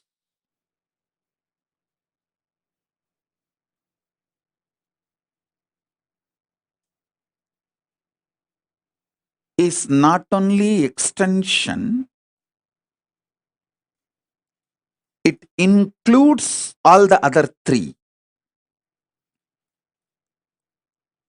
I wanted to remind all of you once more, Hinduism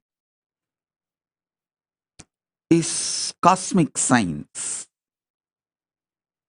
It teaches you the whole life. மண்ணில் நல்லவண்ணம் வாழலாம், விண்ணில் நல்லவண்ணம் உறையலாம்.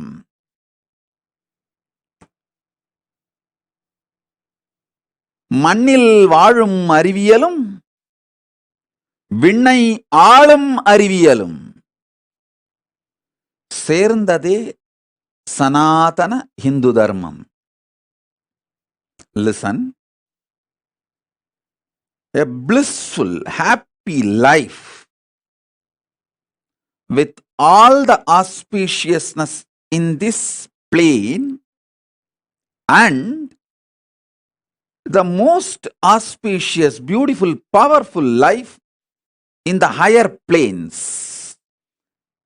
Hinduism teaches you the science of this. It's a cosmic science. Feel pride and feel blessed. You are born Hindu and are practicing Hindu. You have been given this powerful knowledge. You are the inheritors of this great powerful knowledge. One of the worst crime done to humanity is teaching humanity that you have only one life. No. Listen to this carefully. Listen to this carefully.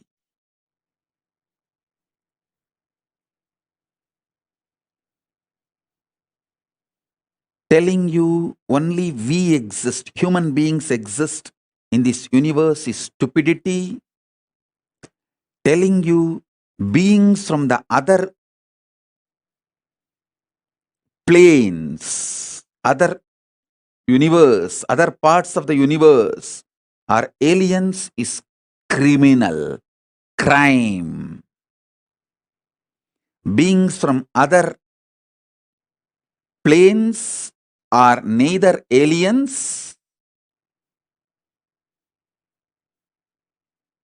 nor false. First of all, we are not alone on this universe. Second, beings from other zones and other universes are not aliens. They are our own version, little evolved. Our own version, evolved, are the Devas, Gana, Yaksha, Rakshasa, Rishi, Muni, Gandharva, all of them. Our transformed existence is Kailasavasis. I am not telling you any cock and bull stories. I am not giving you any theories, theologies. I am giving you a clear knowledge, truth as it is. I have come from Kailasa to introduce this cosmic science to the modern human beings, because modern human beings forgot this whole science. I am reviving this whole science. So listen.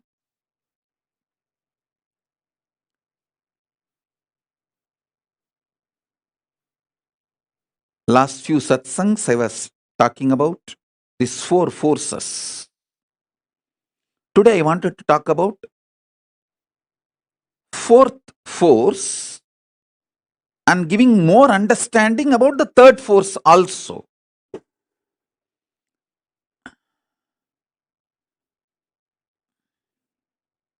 Everything you know about the nuclear power, quantum physics, parallel universe, everything which is established, this multiple existence, all of it put together is third force.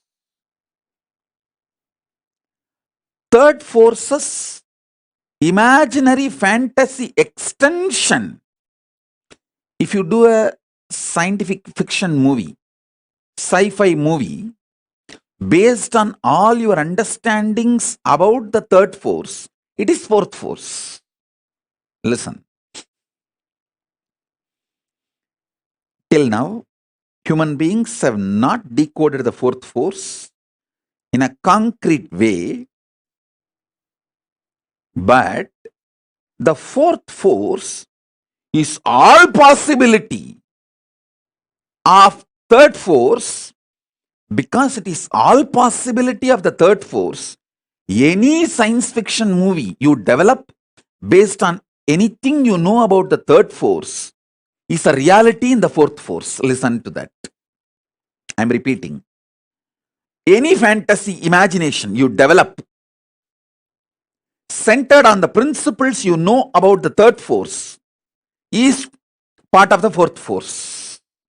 Because the fourth force is everything you can imagine as an extension, transformation, multiplication of the third force and more.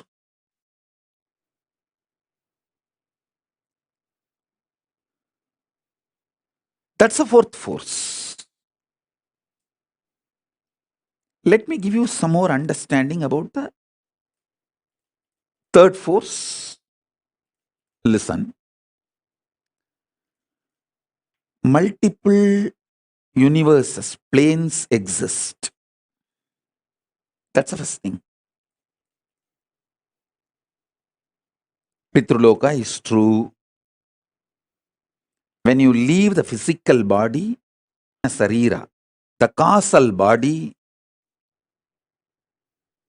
your deep-rooted patterns, and reach the Pitruloka and live.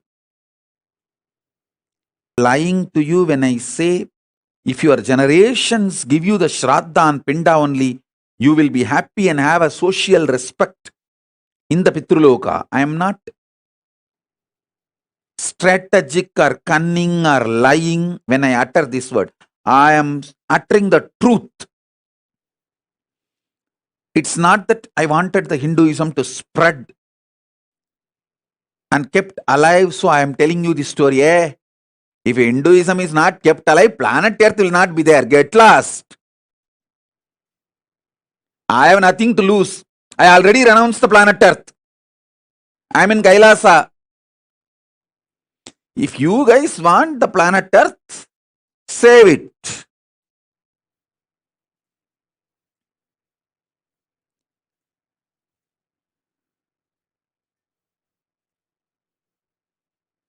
I am here only to give you the truth as it is. Making it into the lifestyle is your responsibility. Listen. Especially the people who are already successful, having basic needs of your life fulfilled, like you already have house, kids, car, house, basic needs. All those people, those of you, it's your responsibility to create ecosystem for your next generations to understand, internalize the science of Hinduism, the cosmic science, the greater science, and keep it alive. I was so happy when I educated myself about this ISKCON's temple they are building in Mayapur. The temple of Vedic Planetarium, where they are describing the Vaishnavite Srimad Bhagavatam description of the multi-universes, the multiple universes, the different lokas.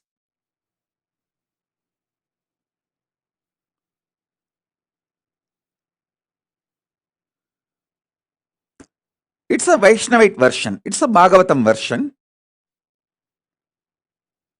But I am so happy that they have attempted to make people understand about the existence of the multiple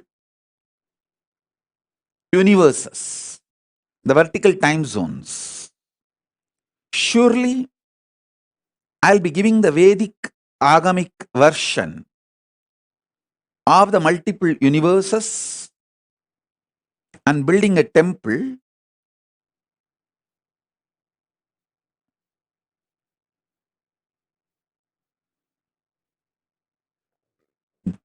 to showcase to all of you and show you experientially how each initiation and power manifestation you can experience those vertical time zones like Devaloka, Pitruloka, Tapoloka, Satyaloka, the lokas of Yakshas, Kuberaloka, Indraloka, Chandraloka, Suryaloka, the different planets and planes. So understand this truth. When I say Pitruloka exists,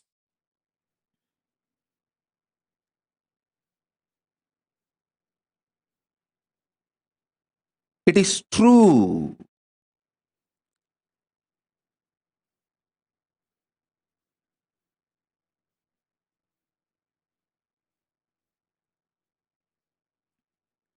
You are not accidental.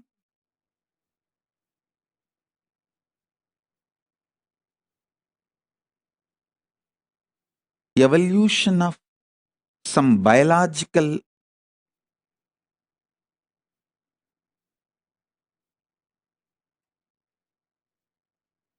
permutation combination, good or bad, right or wrong.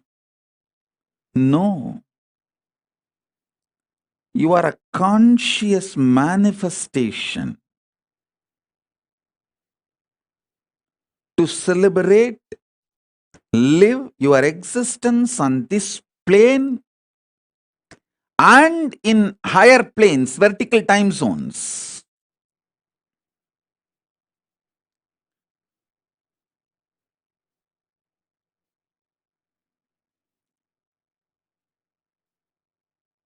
I am giving you the truth and my vision to create an ecosystem where this truth can be lived and celebrated. This is my sincere effort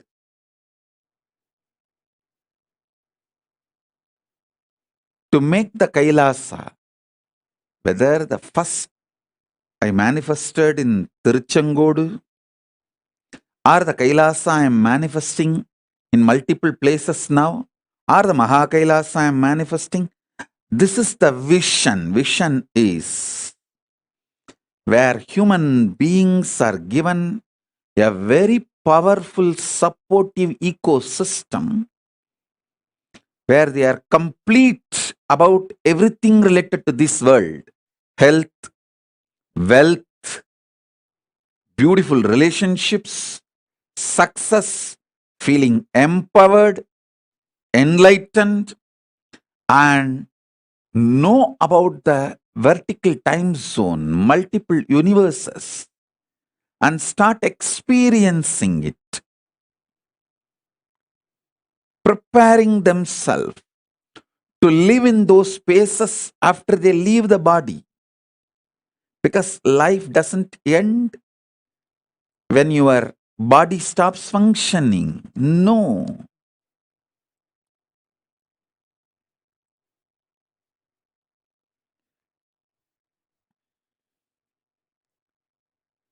Life is so much more.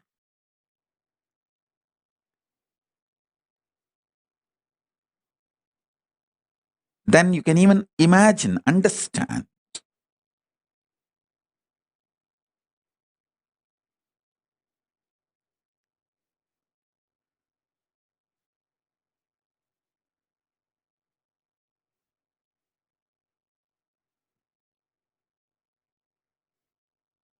Theosophy Society, Arabindo Ashram,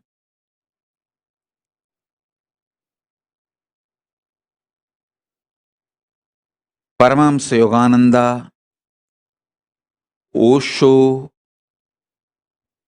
Maharishi Mahesh Yogi, ISKCON, Ramakrishna Mission, Sampradaya, all of them have sincerely trying to make the same vision in their own version.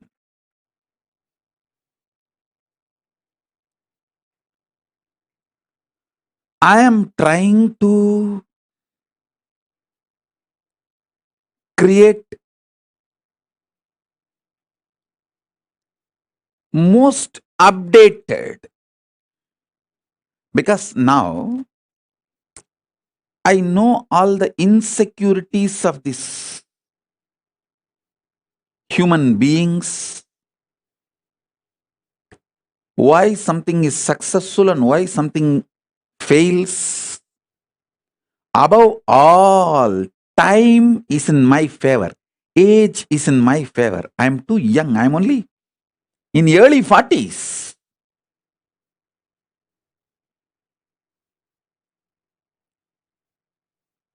Whole life is in front of me. Already I have 41 Chaturmasya spiritual strength, 27 years of a spiritual socio experiences, working in the spiritual field with the society, 27 years of solid experience and expertise, 41 years of Chaturmasya,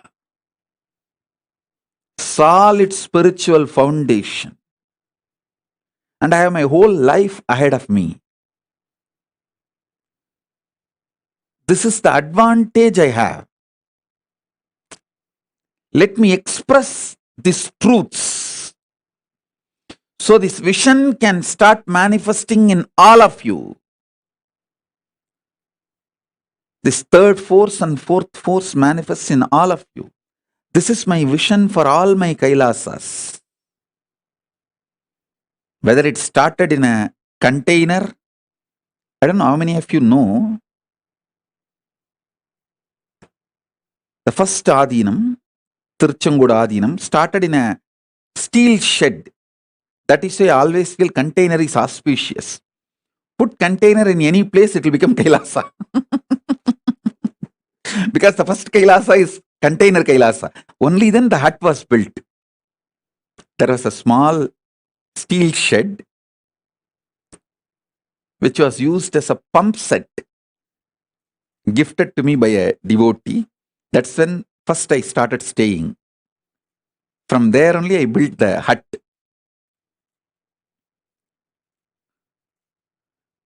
So that is why even now, anywhere people give me, donate property, I tell them first put a container, plant a container, start container Kailasa. From there it will evolve. From container Kailasa to uncontainable Kailasa. The vision is same. Where we provide an ecosystem for human beings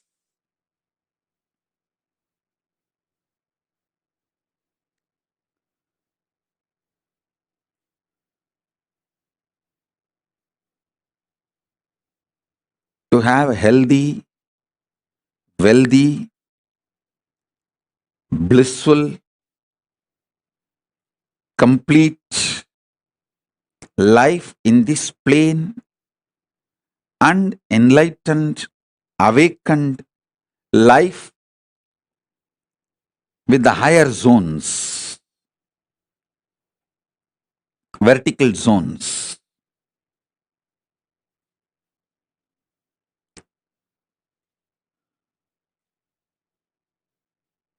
Still, many of my vision is not yet unfolded into reality, but I have spelled out my vision very clearly.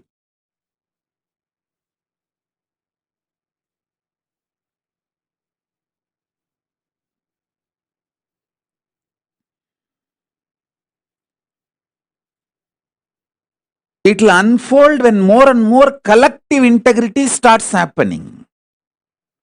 For example, I wanted to evolve the Sambhavana system.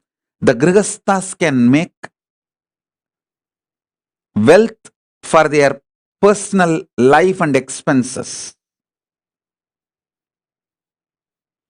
Working for Hinduism, for Kailasa, like a win-win. You strengthen the Kailasa and you also get personal income. This was the vision I revealed maybe 2005 or 6 with a project called Anand Samaj. Is a kind of a communities evolving everywhere.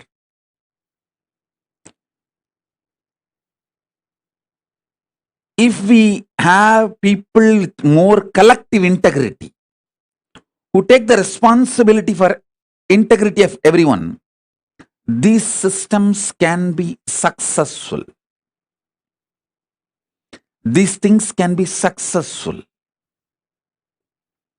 A 10 family can join, take up a project, make it successful, have Kailasa strengthened, Hinduism strengthened, and the ecosystem strengthened, and you receive the personal income. All the things are fulfilled like a win-win. It is possible. It is possible, especially in the cities of India and the NRIs in Malaysia, Europe, US, Trinidad Tobago, where the Hindus are the richest ethnic minority. If you guys start evolving this kind of Kailasas, you will create an ecosystem where your generations will have strong feeling connection with Hinduism. They will live Hinduism. They will manifest Hinduism.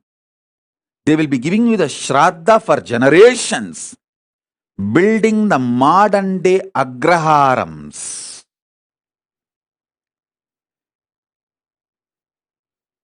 Temple-centric communities, Kovil Perungudigal.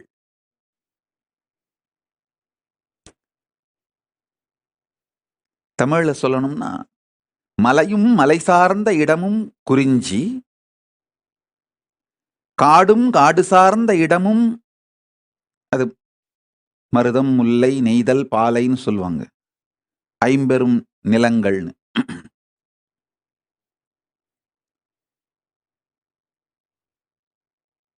காடும் காடு சார்ந்த இடமும், வயலும் வயல் சார்ந்த இடமும், கடலும் கடல் சார்ந்த இடமும், குறிஞ்சி, முல்லை, மருதம், நெய்தல், பாலை 5 நிலங்களை சொல்வார்கள். மலையும் மலை சார்ந்த இடமும் குறிஞ்சி. அது எனக்கு தெரியும். காரணம் என்ன, நான் அந்த மலை சார்ந்த இடத்திலே பிறந்து வளர்ந்ததால். அதுபோல நன்றாக புரிந்து கொள்ளுங்கள். 6ஆம் நிலம் ஒன்று உண்டு, கோவிலும் கோவில் சார்ந்த இடமும் Kailasam.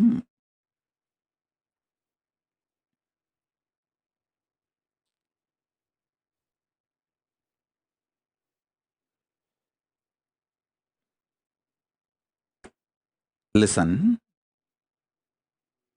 temple-centric communities, temple-centric lifestyle,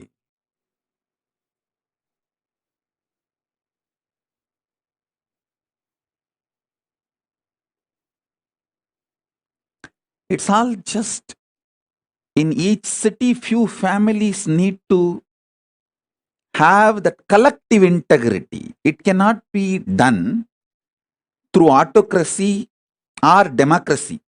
Autocracy, democracy, all crazy.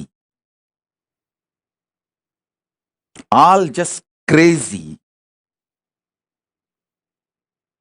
Democracy means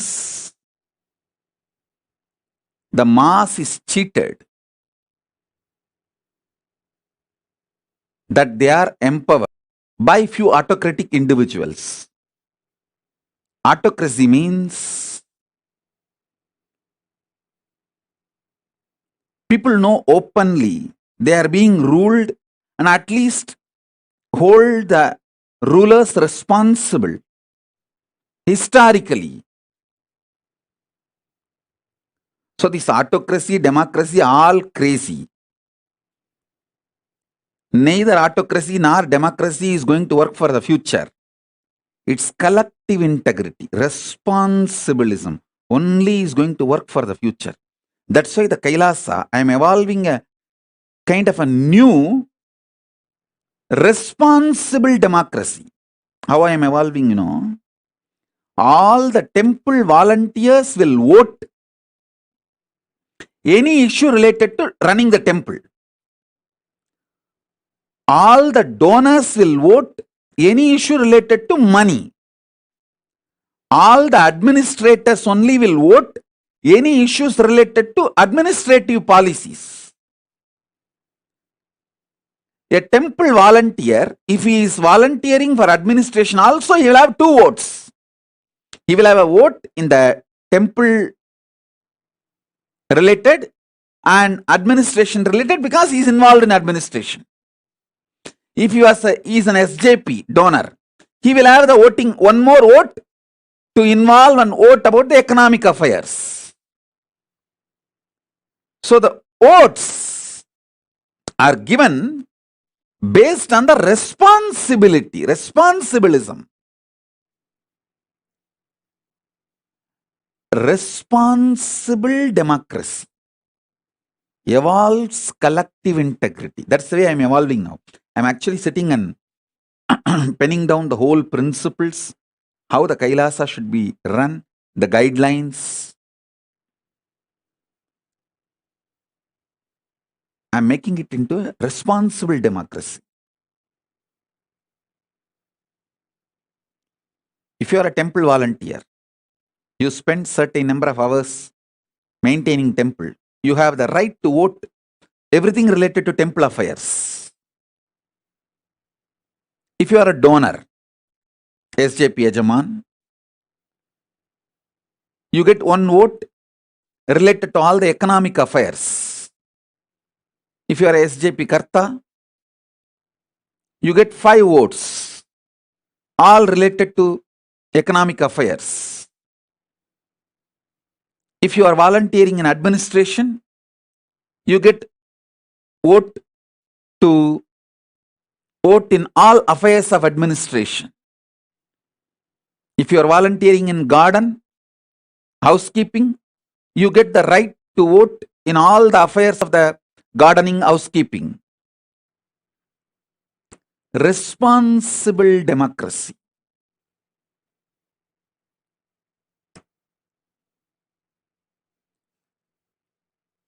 That's the way I am evolving this Kailasa.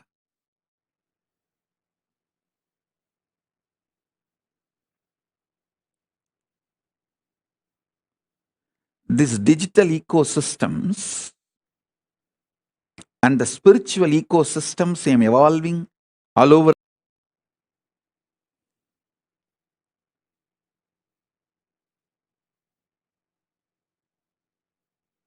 From that time, my gurus have handed over me the first ashram from Tiruvannamalai. Then I did the first ashram in Tiruchengodu.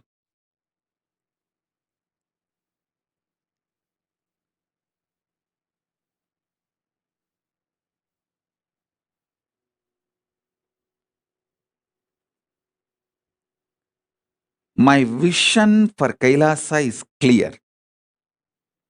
As I said, மலையும் மலை சார்ந்த இடமும் குறிஞ்சி, காடும் காடு சார்ந்த இடமும் முல்லை, வயலும் வயல் சார்ந்த இடமும் மருதம், மணலும் மணல் சார்ந்த இடமும் நெய்தல்,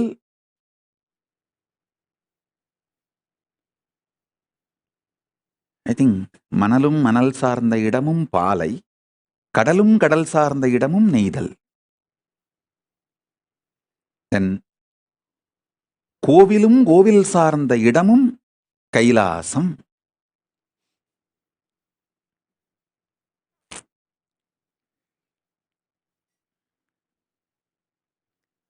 We need to evolve Kailasa everywhere. I am seeing some of the successful Kailasas. Banu Patel has done a best Kailasa in Oklahoma. Because naturally she has a beautiful collective integrity team built for her business. See, the business network she built is all from the family, and they all have already built a collective integrity. That is why that the Kailasa Oklahoma is such big success. The best kept deities, most beautiful rituals, they all gather, sing, dance, happily, inspire, live Hinduism, do Garba dance, Bhagavad Gita, Guru Puja, Shiva Puja, spirituality, meditation, yoga, whatever they can. I tell you, they already formed a ecosystem where their generations will learn more and more about Hinduism and live, practice.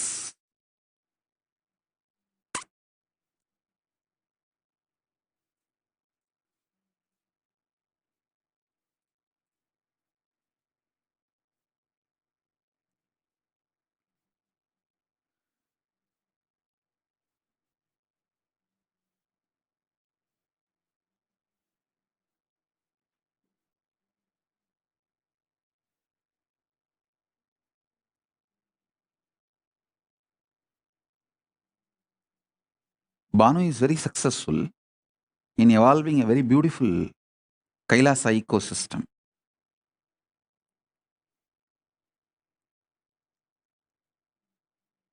Maybe little more enlightenment, education, knowledge, all that will happen in course of time. But the ecosystem is successful. I feel everywhere, every city in US, Europe,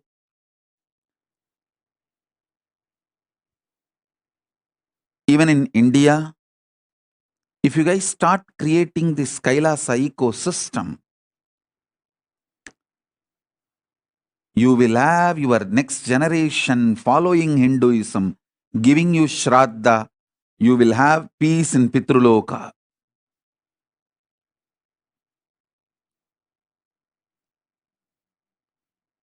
The Kailasa will evolve beautifully on the planet Earth. திரும்ப சொல்றேன், மலையும் மலை சார்ந்த இடமும் குறிஞ்சி, காடும் காடு சார்ந்த இடமும் முல்லை, வயலும் வயல் சார்ந்த இடமும் மருதம், கடலும் கடல் சார்ந்த இடமும் நெய்தல், மணலும் மணல் சார்ந்த இடமும் பாலை. ஏன் மெமரிலேயே கரெக்டா இருந்து இவனுங்க ரெஃபரன்ஸ் கொடுக்குறேன்னு சொல்லி துண்டு சீட்டு கொடுத்து என்ன குழப்பிட்டானுங்க. எப்பவுமே நம்ம மண்டைய நம்புறது தான் பெஸ்ட். துண்டு சீட்டை நம்பினோம்னா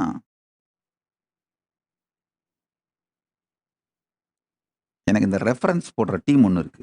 அது நான் பேசும் பொழுதே ரெஃபரன்ஸ் கொடுக்கும். அது கொடுக்குற ரெஃபரன்ஸ் தான் கன்ஃபியூசிங்காக இருக்கும். எப்பெல்லாம் நான் என் பிரெயின் மெமரியை நம்பி சொல்கிறேனோ அப்பெல்லாம் கரெக்டாக சொல்லிடுவேன். எப்பெல்லாம் இந்த ரெஃபரன்ஸ் கொடுக்குற இந்த எழுதி கொடுக்குறவங்க சீட்டை நம்புறனோ அப்பெல்லாம் குழப்பி வச்சிருதுங்க.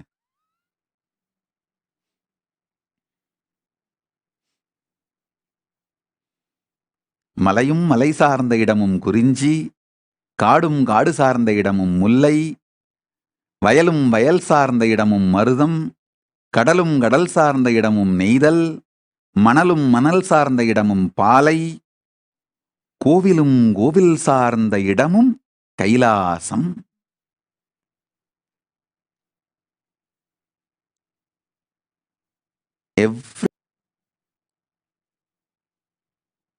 On the planet Earth, we should create Kailasa.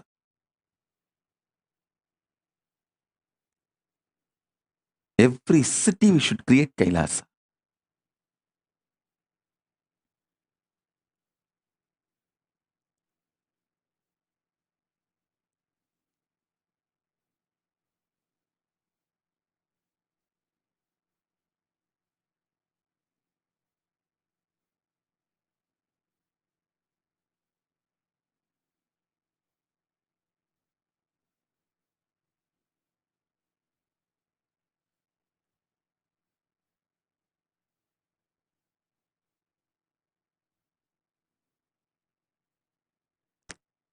Kailasa lifestyle is a beautiful preparation for you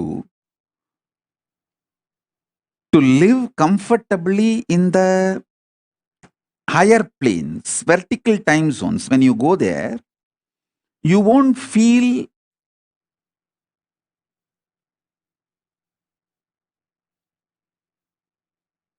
cultural shock.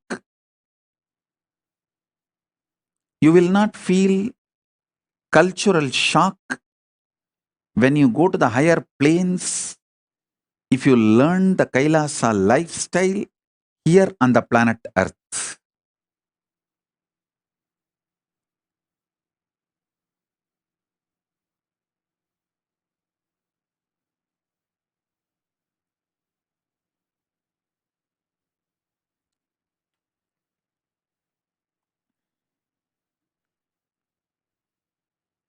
We just need some of the dedicated people. You see, you don't need cunningness, strategy to make Kailasa. You just need Tyagis, dedicated people who have a conscious stamina, will, persistence, making it happen. Will stay strong and make it happen, like Arishchandra, Satyavadi, the Savitri, Satyavan Savitri.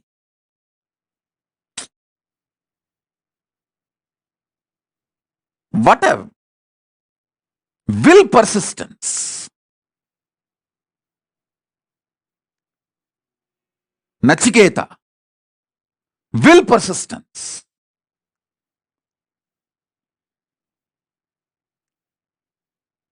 A child fasting for 2.5 days without food and water is equivalent to an adult fasting for years. Because for child, food is the only life, source of life. For an adult, there are multiple sources of life. His body has evolved to use multiple things as source of life. But for a child, food is the only source of life. And a child, Nachiketa, fasting for 2.5 days is equivalent to an adult fasting for 2.5 years with a will persistence. Satyavan, Savitri, Nachiketa, Arishchandra,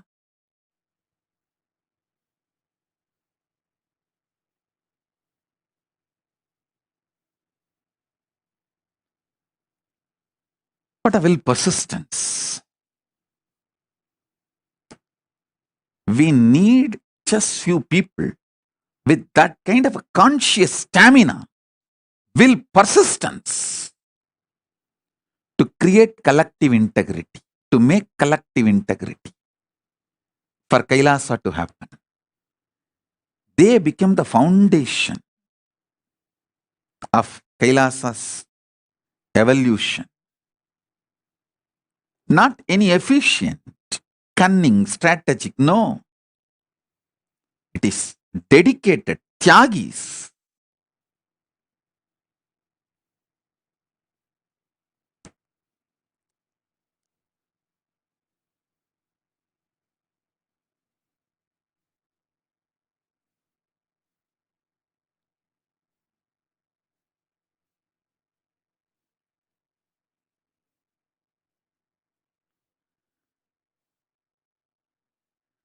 Earlier, the Kailasas are like luxury. But now, it is survival need.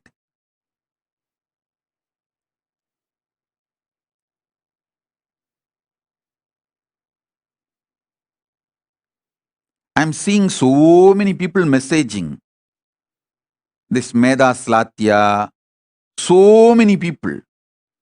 Oh, I want Kailasa in Kashmir, I want Kailasa in Guwahati. All you guys,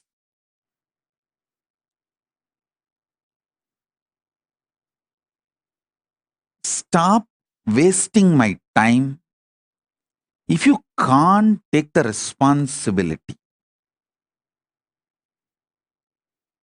Meda Slatya, you don't need to be independent.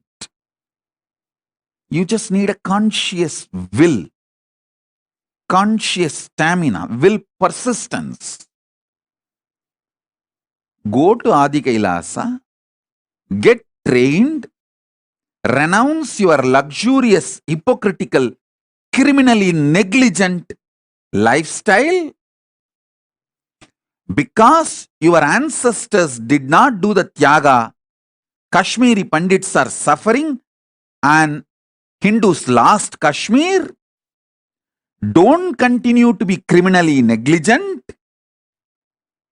Decide to dedicate and stop your stupid ideas about life. Go to Adi Kailasa and have the basic training. Then carry that ecosystem to Jammu and Kashmir and start manifesting, reviving. Do what need to be done. Nobody is interested in your crybaby stories. Nobody is interested in your criminal negligent lifestyle. Or just disappear from my eyes. Go and live as you want. Don't waste my time and get the karma of Guru Aparada. Wasting Guru's time.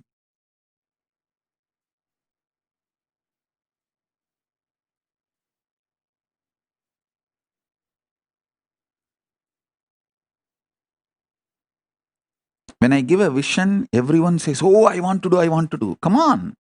There is a clear system I have evolved. Procedure.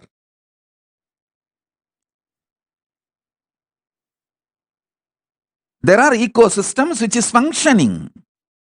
It's not that those ecosystems are perfect, but it is budding. Go there, see what all can be done. Right, wrong, good, bad. In that, learn the conscious stamina, will, persistence. Then take that to the different places we have. You don't even need to take the risk of buying new properties. We have multiple properties all over the world. You can go and start planting in any of our properties without any risk. Once you are successful in Adi Kailasa, in our properties, then go and do it in your city. There is a clear system and successful in multiple places.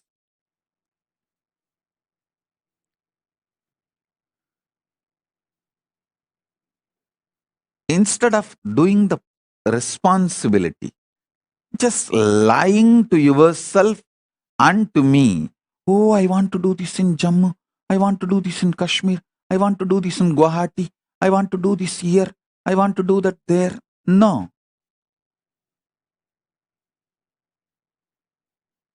If you want to do it. If not, be criminal, negligent, Hindu, rot.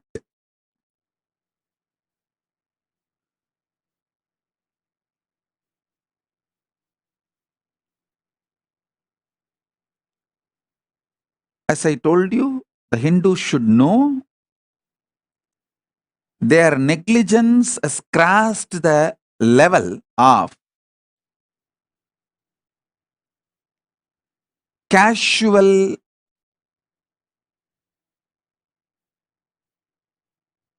unattending or just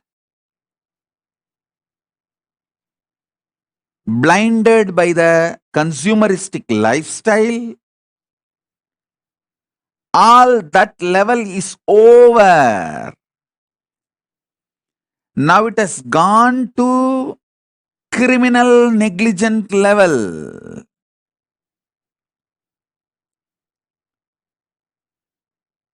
If you get out of your criminal negligence and create Kailasa ecosystems in every city, the next generation of Hindus are going to be there. And I don't want to say the otherwise. What will happen? I don't want to utter through my mouth. Because I have to make it happen. I don't have a choice.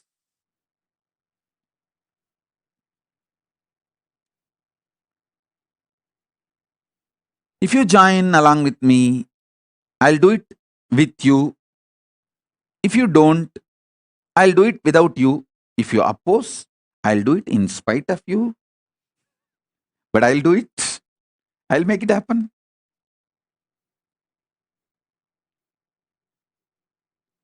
வந்தால் உங்களோடு வராவிட்டால் தனியாக எதிர்த்தால் உங்களையும் மீறி செய்தே தீருவோம் Paramasiva Kailasam.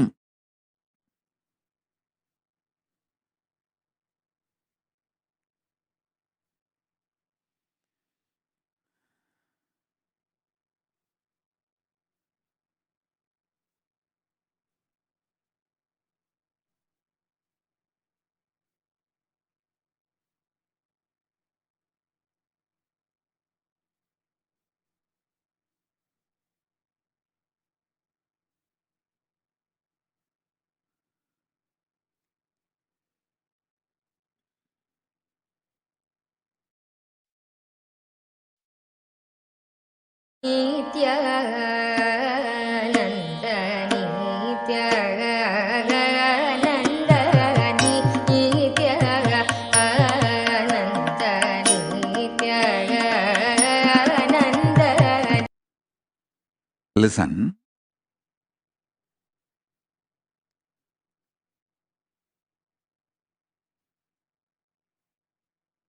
We need to address seriously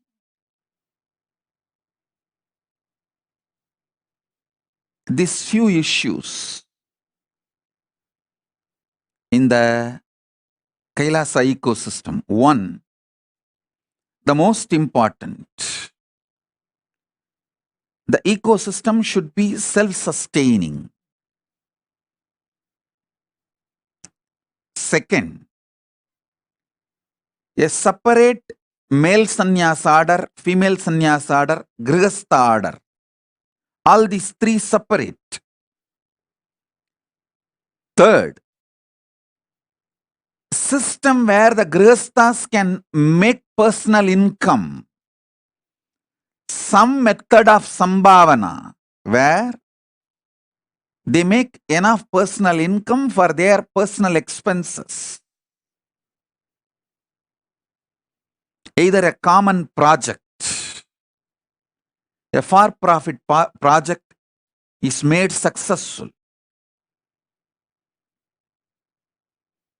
Running a restaurant or running a hotel, motel, or running even enriching and causing very professionally.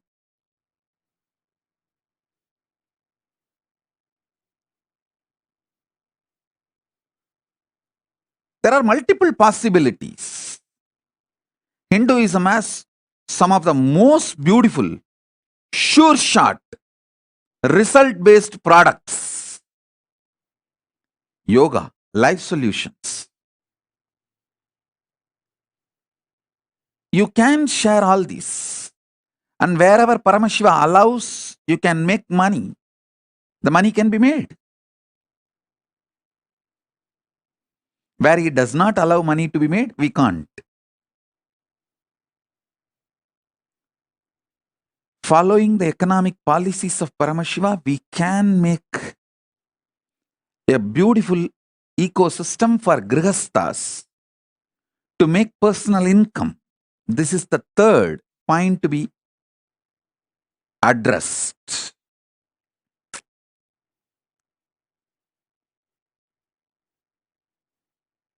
Fourth, responsible democracy in evolving all the policies of those Kailasas ecosystem.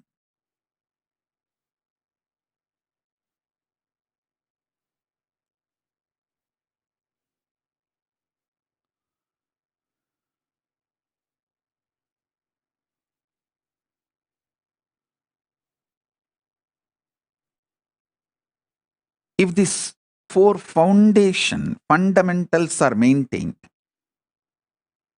not only Kailasa will flourish, you will have an amazing ecosystem for it to continue forever. So the sannyasis will have Maheshwara Puja, generation of sannyasis, sannyasa parampara, and they will be happy in Kailasa and Pitruloka, wherever they reach as per their karmas. If they were living as sincere, integrated sannyasis, they will straight reach Kailasa. If they had messed up, then they will reach only Pitruloka. If they are completely messed up, then Brahmarakshas. That is up to them.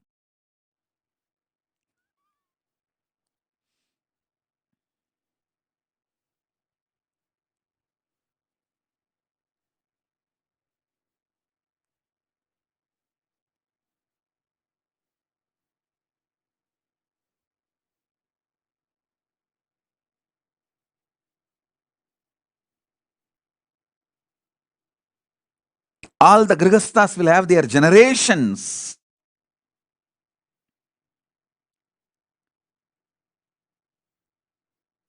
Beautifully living Hinduism and giving Shraddha to you for generations, so you will be happy in Pitruloka or Kailasa, wherever you reach.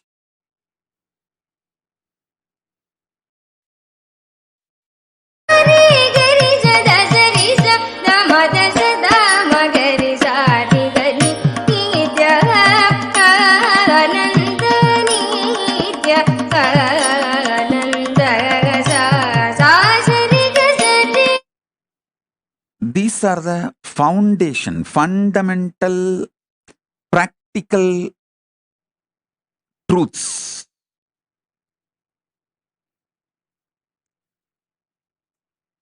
This is enough for the Kailasa ecosystem to manifest.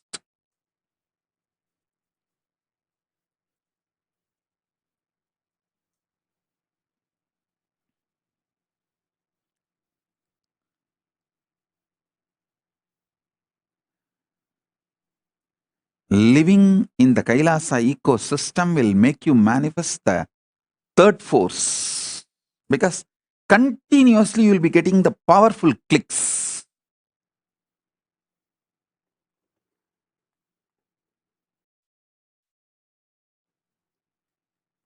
You will have a very peaceful.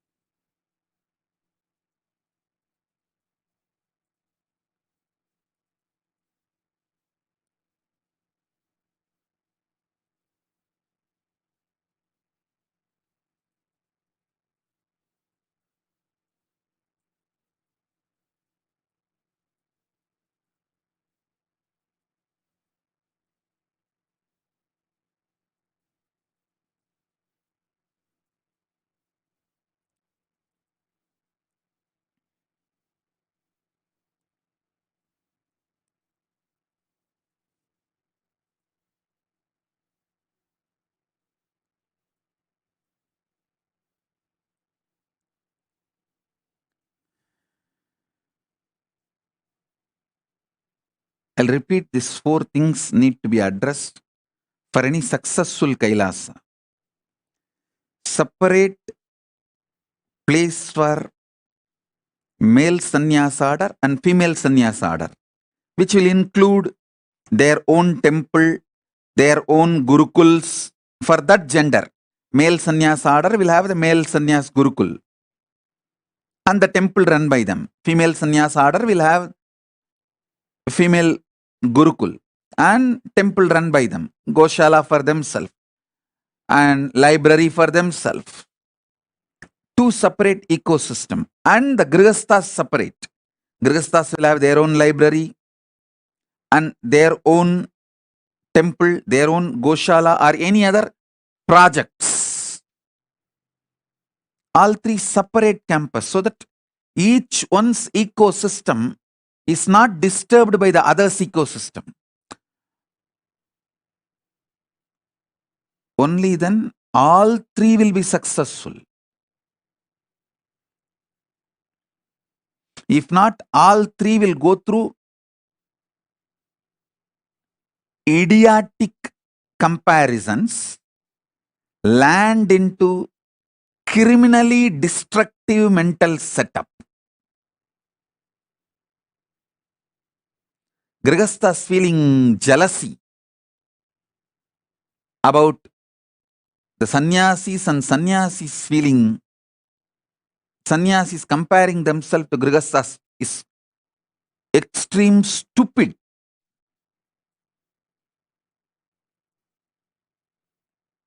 Criminal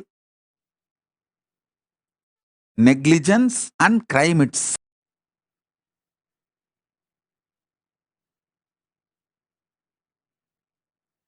So all the three separate campus.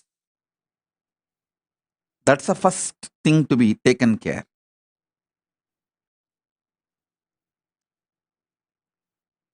Most important,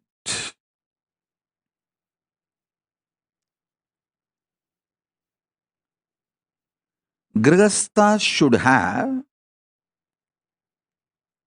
a win-win, successful way of earning personal income, so they don't need to expect anything from the outer world or from the administration.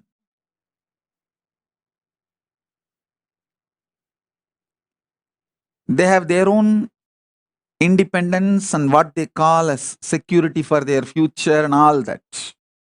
So they are economically not dependent on anybody else. There are tons of systems, business opportunities can come up. Third, responsible democracy with collective integrity.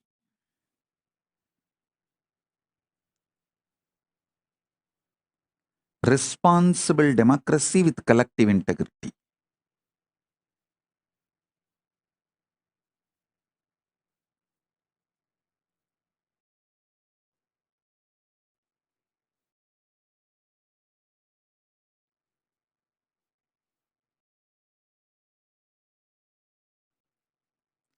Fourth, continuous intense inspiration.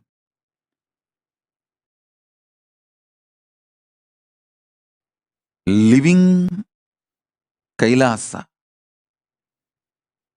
That fourth job, I'll do it continuously. I think these are the four major things will make any Kailasa ecosystem successful and expanding.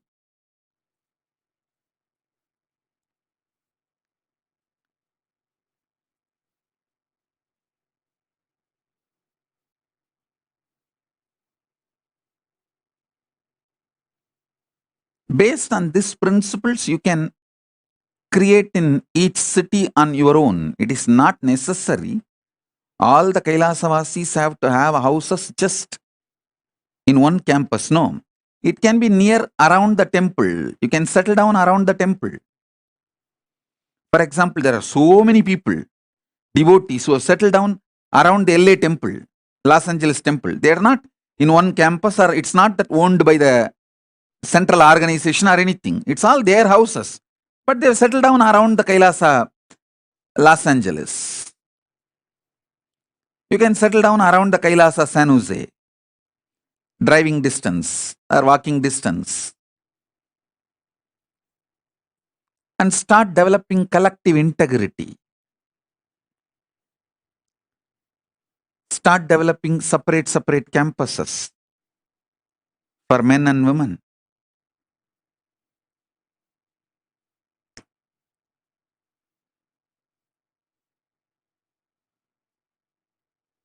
The responsible democracy with voting rights and collective integrity.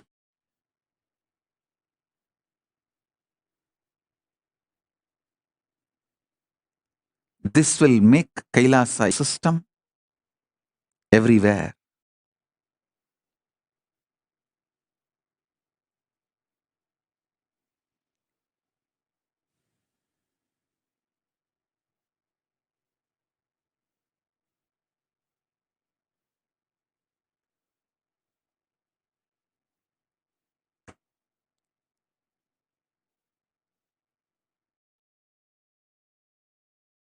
Nithyanandam, Om Nithyanandaya, Nithyanandam, Nithyanandam, Om Nithyanandaya, Nithyanandam, Nithyanandam, Om Nithyanandaya, Nithyanandam, Nithyanandam, Om Nithyanandaya, Nithyanandam, Nithyanandam, Om Nithyanandaya, Nithyanandam, Nithyanandam, Om Nithyanandaya, Nithyanandam, Om Nithyanandaya, Nithyanandam, Nithyanandam, Om Nithyanandaya, Nithyanandam.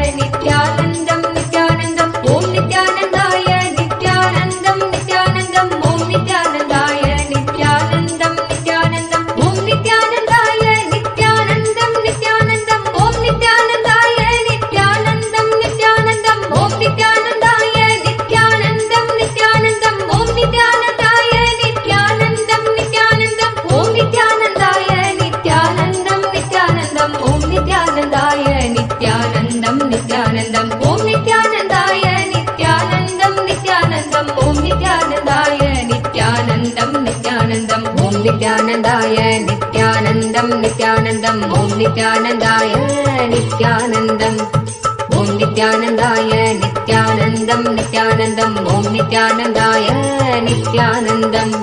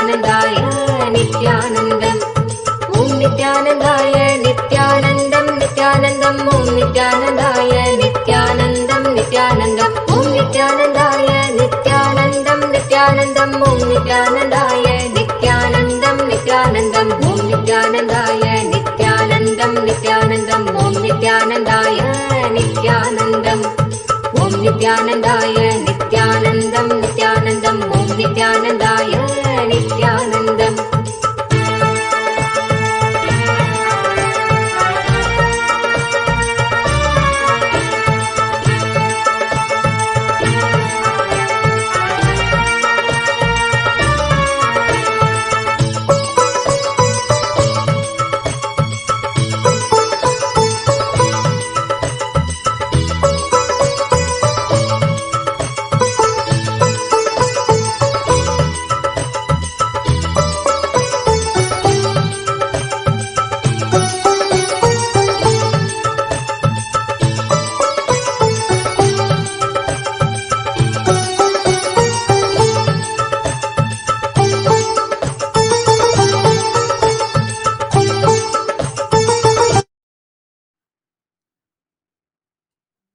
So, let me repeat the 4 points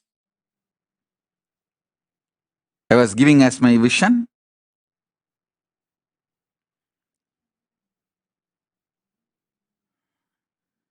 For a successful Kailasa ecosystem,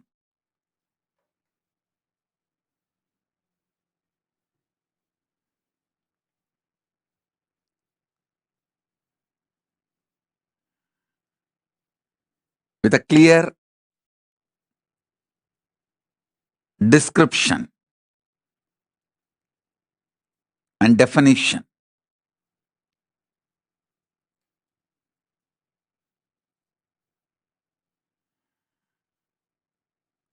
first point, all the 3 orders to have a separate campus, like male sannyas order, female sannyas order, grihastha order. All 3 self-sustaining. See, when I say male sannyas order, it includes all the individual single male, like Rudras, Bhairava, Yoga, Sannyasi, Brahmachari, Vanaprasthi, all the orders where an individual lives life with himself. That all that male orders, one campus, including the male Gurukul. Next, female orders. The female orders are like Brahmacharini, Sannyasini, Vanaprasthini, not Rishika. Rishikas are more like a Grihasthas. Rishikas are married. So here the Vanaprasthinis are in some tradition even Vanaprasthis live together. But if the spouse is dead or divorced and you take Vanaprastha, you live alone. All the single female, including the female Gurukul, that as on campus, in that Rudraganya, Yogini, Bhairavi, female single sampradayas, and the Grihasthas, all 3 separate campus self-sustaining with their own temples, their own gurukuls, their own goshala, their own agriculture unit, self-sustaining. That's the first step.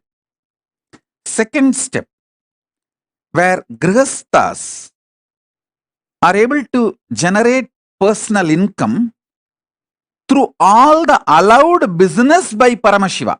Paramashiva has given a clear list of allowed business where you can make money, sattvic money. All the allowed businesses can be explored. And private income, personal income is generated. Where it's like a win-win. You strengthen the Kailasa and Kailasa also strengthens you. Win-win. The third point is responsible democracy of collective integrity, where people who are responsible for that departments, that ministry, only has a right to vote the issues related to that ministry.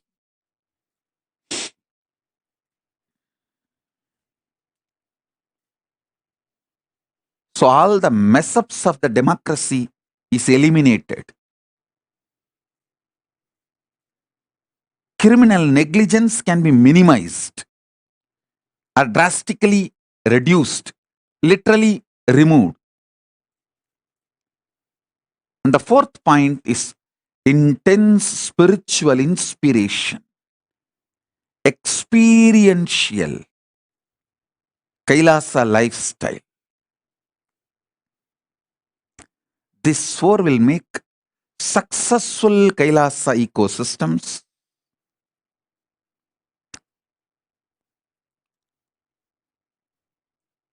all over the world. We should think and work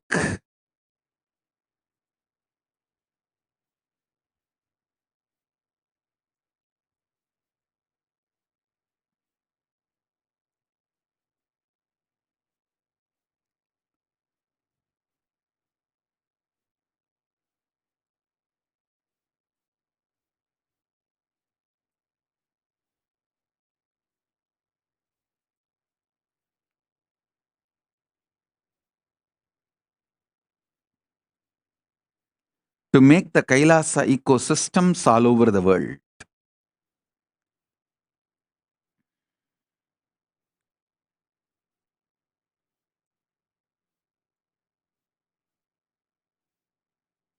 So all of you contemplate on this. I'll reveal more depth and details about third force and fourth force in a very practical, implementable ways.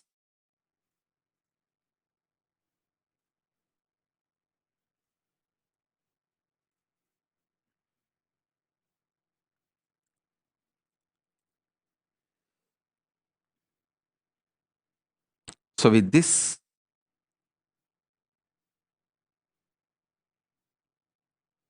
we will have darshan later. I'll announce the time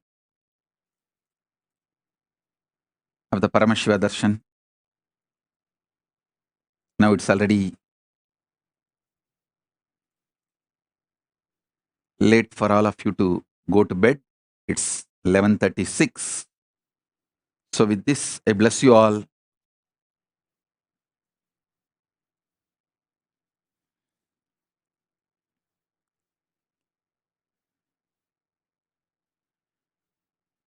Let's all radiate with integrity, authenticity, responsibility, enriching, causing, living Paramadvaitam, Shuddhadvaita Saivam. The state, space, powers, being, superconsciousness, and Kailasa of Paramashiva, Paramashivoham, Om Nithyananda Nithyananda Paramashivoham.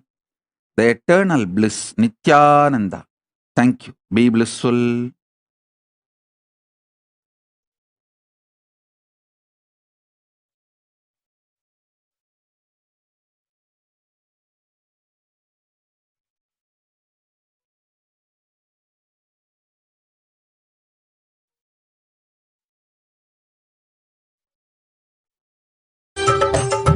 Nithyanandam, Om Nithyanandaya, Nithyanandam, Om Nithyanandam.